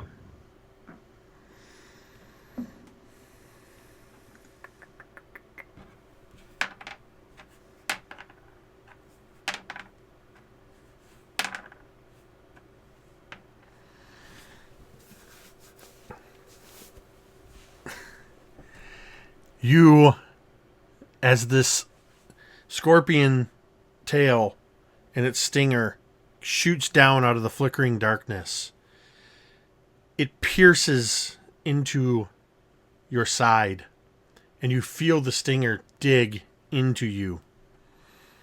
And you feel the burning, hot, liquid flame enter into your body as you take 14 points of poison damage. There's a burning green mist that forms at the edge of your vision as you lose consciousness, still in this thing's grasp. And Cole, was that was the one you were shooting at, right? Correct. So you see this. You see Berlinia get struck by this stinger. You see and almost hear the sucking wet sound as the stinger withdraws from her body. Illuminated in the residual crackling energy of your shot and the flame, there's an arc of blood in slow motion through the air as the stinger pulls out. And Berlinia's form, those seemingly magically moving armbands, cease their movement as she falls limp in the scorpion's claw. Ubo does not see this, as he's currently astride the other scorpion. And it's your turn, Ubo. Ubo? I think he would just be concentrating on, trying to stay on top of this thing, and just same thing, just jump up, try to go down with his staff. If he hits, try to claw him with his claws to do as much damage as possible. Just focused on where he is. It's going to be a 15 to hit. That's a hit. Okay. And the unarmed, it's going to be a 7. So the only thing I'm going to do is that first one. That's going to be 9 bludgeoning damage as he just with his staff just comes down. I imagine he's not like swinging it. He's just going directly down like, you shall not pass type of a deal. Right. So you get a good solid hit on this thing, and then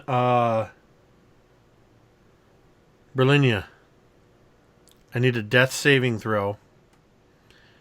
And because we are engaged in meat grinder mode, you need to roll a 15 or better on your D20. Just a quick question. Would I be allowed to use inspiration on death saving throws or not? I'm going to say yes. Haha. Maybe that might help. Can we give her inspiration?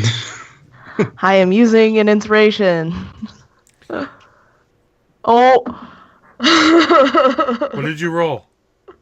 I rolled 2 crit fails. Wow. Okay, you are destined to die. So a crit fail on a death saving throw counts as 2 fails. And she did it twice. Well, it was... I know. So you have failed twice. You have 1 death saving throw remaining for Berlinia. It's been fun, guys.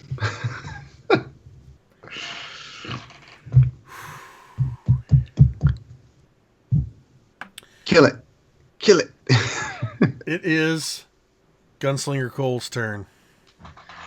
The blood spews out of the side of Brillinia, and both Ubo and Vale would hear a sheer scream. The scream that you hear from a person when they see something horrific happen.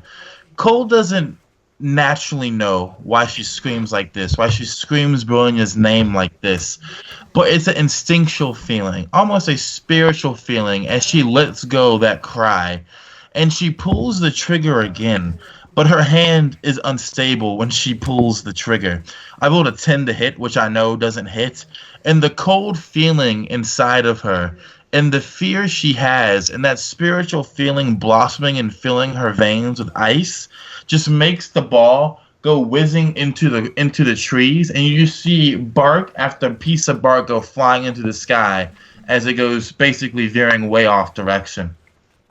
And confused, still sitting there in the trees, crouched over, she looks back at Salida and screams at her to do something.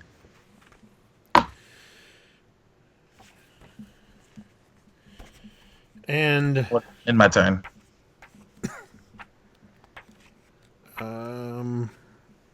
Your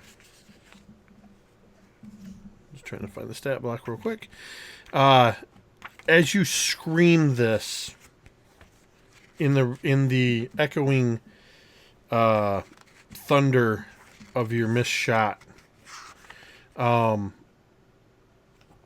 Salida seems to snap out of it, and she comes charging from her position. She runs forward, and as she does so, she draws a slender scimitar, and she takes a hacking slash at the claw that holds Berlinia.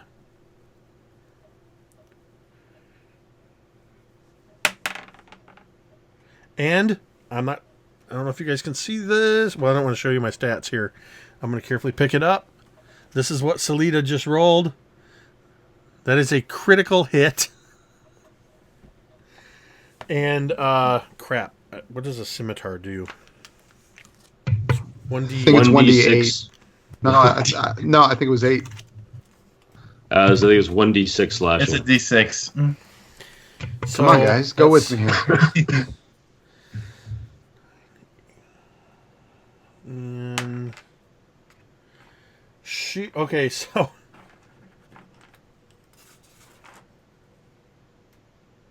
and that was that one. Oh boy.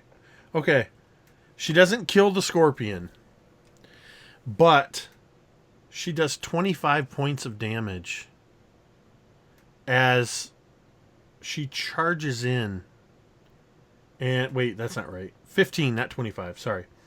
But it's still enough that as she charges in, and you see a glint of steel as the scimitar slices through, and without even stopping as it cuts through the chitinous claw and embeds in the ground, and Berlinia's body falls to the ground next to Salida. And it is now Vale's turn. Would I know what is going on? Give me perception, since you're kind of engaged. Well, yes, I am. You and the scorpion are really tight. All right, so that would be... So that'll be a 16. Yeah, you hear the commotion. You hear Cole screaming and the gunshots, and you see...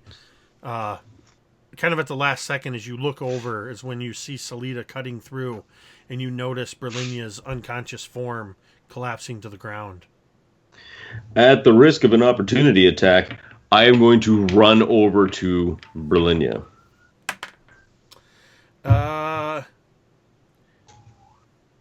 Does You need it. Does a 14 hit you? 14 does hit. And that is exactly what it got. So it clips you as you're running. And that is going to be, let's see, that's a D8 and a 1 on the die. So that's 3 points as it just clips you as you're taking off running. That's 3 points of bludgeoning damage. Okay. I'm going to run. I am going to basically throw my... throw my hand up and then just grab her by the wrist, and I am going to cast, like, just kind of lay down on the ground, like, just kind of like, one of those, like, jump, hit the ground, grab her by the wrist, and I'm going to cast Cure Wounds. Okay. So she will get 1d8 plus 3 All right. hit points back. So roll that up. Oh, that'll be me? Okay. Yeah. I was gonna say, I don't want to be presumptuous and like, No, I'll do no, the sorry. roll. No, I always have the caster roll healing. Fair enough. You receive 8 points of juicy, life-giving life. So, what does it feel like, Berlinia, as you're pulled from this searing darkness back into consciousness? And I'll add, mechanically, you do now have 1 point of exhaustion, because that's the other rule we talked about. If you recover from death, you recover at 1 point of exhaustion. So keep that in mind. What do you feel? What's it like being snapped back to reality from the brink of death? I can just imagine Berlinia was almost at peace. I feel like she was feeling this just peace float over her after the searing pain of the scorpion bit into her. It just kind of ebbed after a while, and she just began to float. And then all of a sudden, as she felt this floating, it almost felt like gravity kicked in and she began to fall. And it was almost an eternity of her just this falling sensation that she had, until finally she could almost like see her body. She could almost like see what was all over her, or what was going on around her. And she just collides, just smashes into her body, and she lets out this and she just sits up, and she's just coughing and gagging and just and then the pain comes in, and she's just kind of looking around in bewilderment, and she sees Vale, and she looks at him almost in like shock and almost fear, just as she's trying to get a hold of her senses again.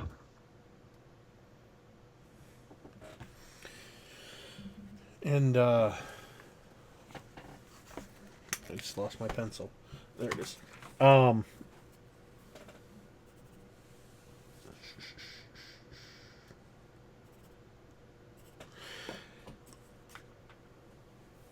It has begun to rain in earnest again. As you kind of are snapping to, the rain begins to fall. And it is the Scorpion's turn.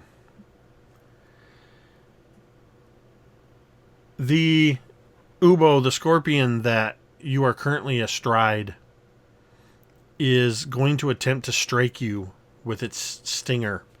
And because you are on its back, I'm going to make it roll at disadvantage. That is a 6 and a 1. So does he stab himself with that one? So what happens is, as it brings its stinger down, it's flexing its body in a weird way, and you can see this. And two things happen simultaneously.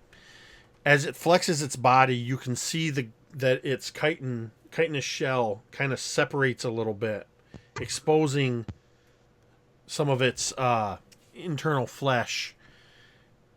And it's as it's at this, the shell is kind of expanded, the stinger just pierces down inside its own flesh. That's the first thing that happens. It is going to make a con save versus its own attack. It's going to fail its own con save. It's interesting that they're not immune to poison. So it is going to take. Drake, roll me 4d10. You just threw up from that amount of D10s you said. Well, just so you guys know, that's how many d10s I rolled to take Berlinia down. Ooh, Megan got lucky. That's going to be 30 points. So, let's see, that was that one. Mixed up. Yeah, so as you're standing atop this thing and the shell opens, and you kind of see that it's exposed itself to an attack from you as well, but as it pierces its own flesh, it kind of shudders, and then the legs just buckle underneath it, and it collapses with its own stinger pierced in. Good Lord. Yeah, Megan, I rolled 4d10. If you hadn't have made your save, I think you would have died outright.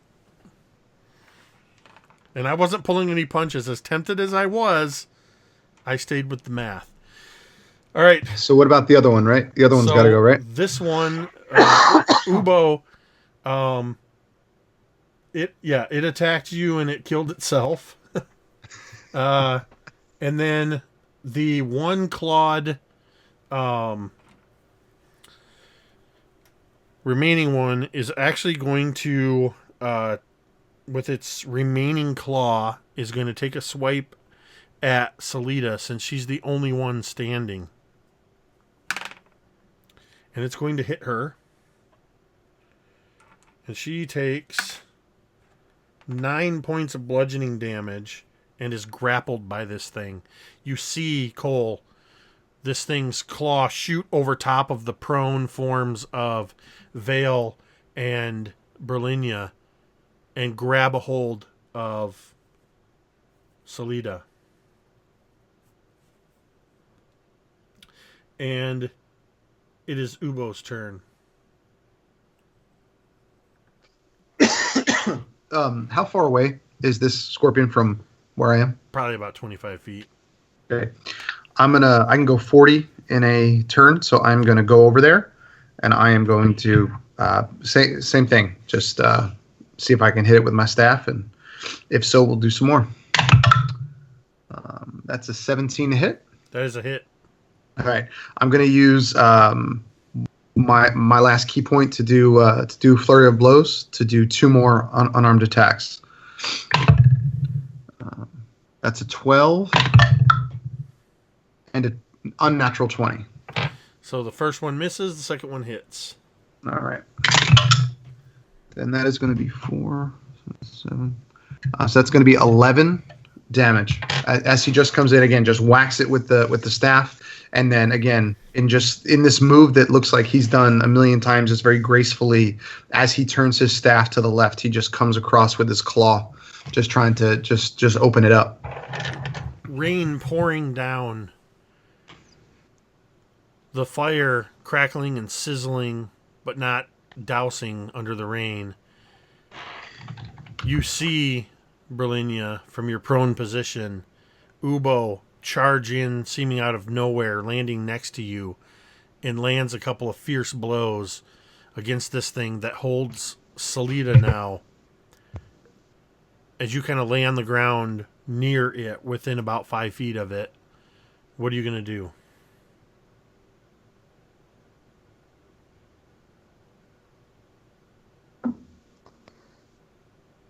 I think that almost like instinctually, she would just kind of raise her hand at it, and I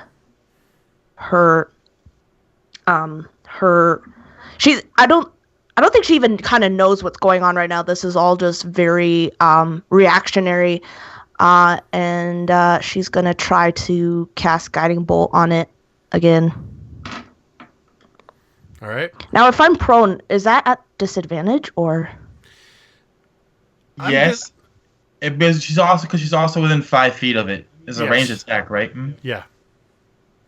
It's actually more the range that's going to give you disadvantage. Yeah, that's all right.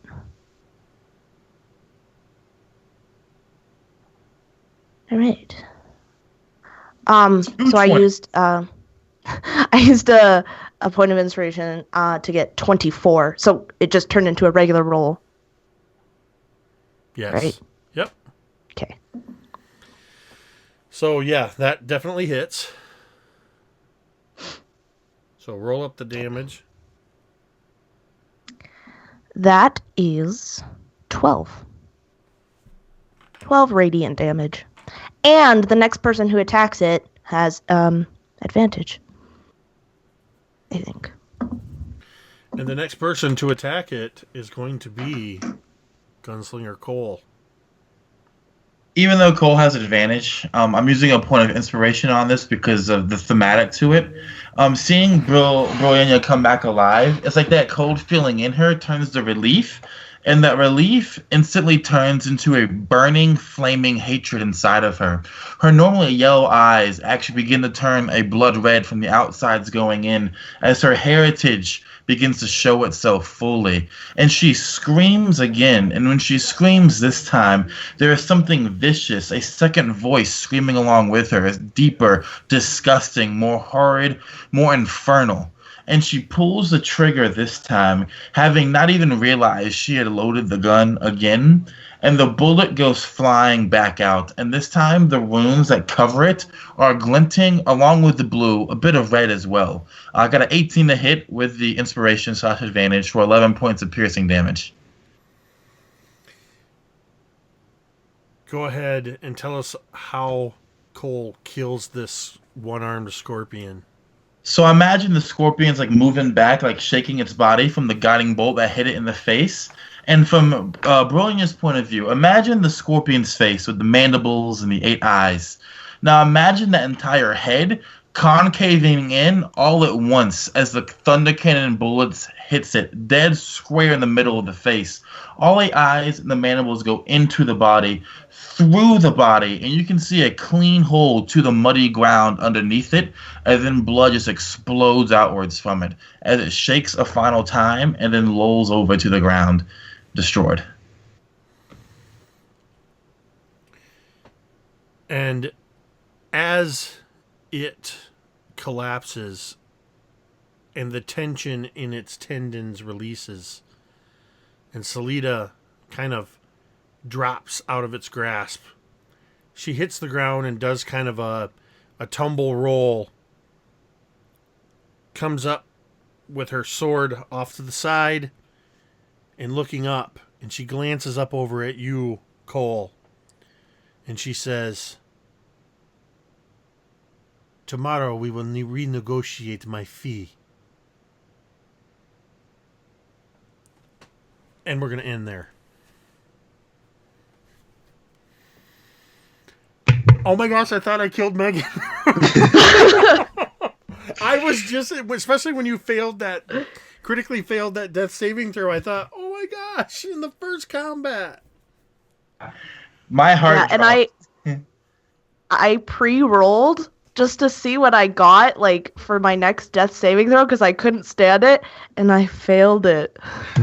So Mike saved the day. Like everything, Mike saves the day with humor.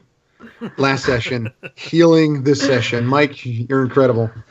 It's all right. Oh my gosh. I didn't know what was going to happen with the hags. I thought they were going to kill us, and I was hoping they would do a, "You have any last requests?" And I was going to say, well, actually, I'm a vain person, so if it was be all right with you, if out of the 3 of you, the most beautiful could deliver the killing blow, and then just watch them just kill each other, and then book it, like do my best, do my Roadrunner act, and just. Well, I definitely knew from the pregame chatter that you guys had no expectation that they were going to try to cut a deal with you and set you off on a quest, but I like the way that you handled it. You guys have a really interesting dynamic of I don't think you've yet all agreed unanimously on anything. Thanks, Marquise. But you don't let it tear the party apart. Even the most vocal, which seems to be Cole at this point, Hey, eventually capitulates reluctantly, not before she makes her point well known. First, she lets everyone know how bad of an idea it is, and then she has to go along with the bad idea. No, but that was fun. It was a little, it was different than the first sessions because we had combat in it, and doing just with everybody here being so creative with their narrations and stuff. It's just a lot of fun to play it. And so, for the purpose of, because we are running Tomb of Annihilation, and I'm running it more or less out of the book. When I had you guys roll D100s, you basically rolled your own. You rolled your own random encounters, and then I basically have that much time to figure out how I'm going to work it in. Because what I did, just a little peek behind the curtain, is I had you each roll, and then for the periods of time where I'm checking for those, I rolled a D4 to see which of your rolls I was going to select.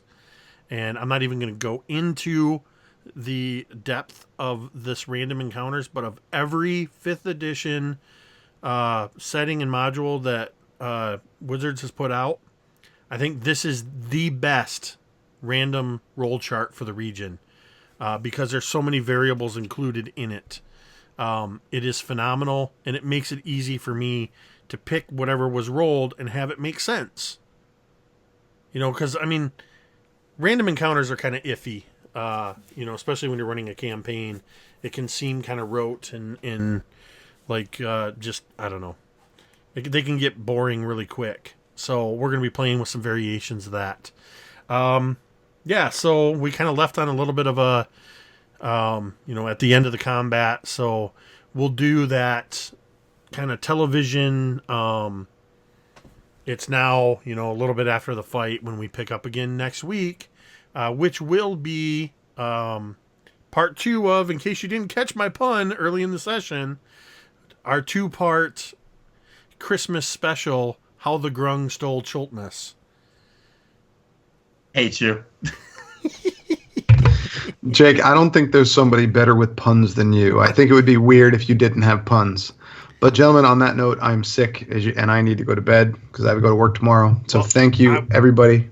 I thank you for powering through Drake the RPG Construct. Thank you to Mike the Piper, for Marquise from Point of Inspiration, and for Megan from the YouTube channel Dice on Ice.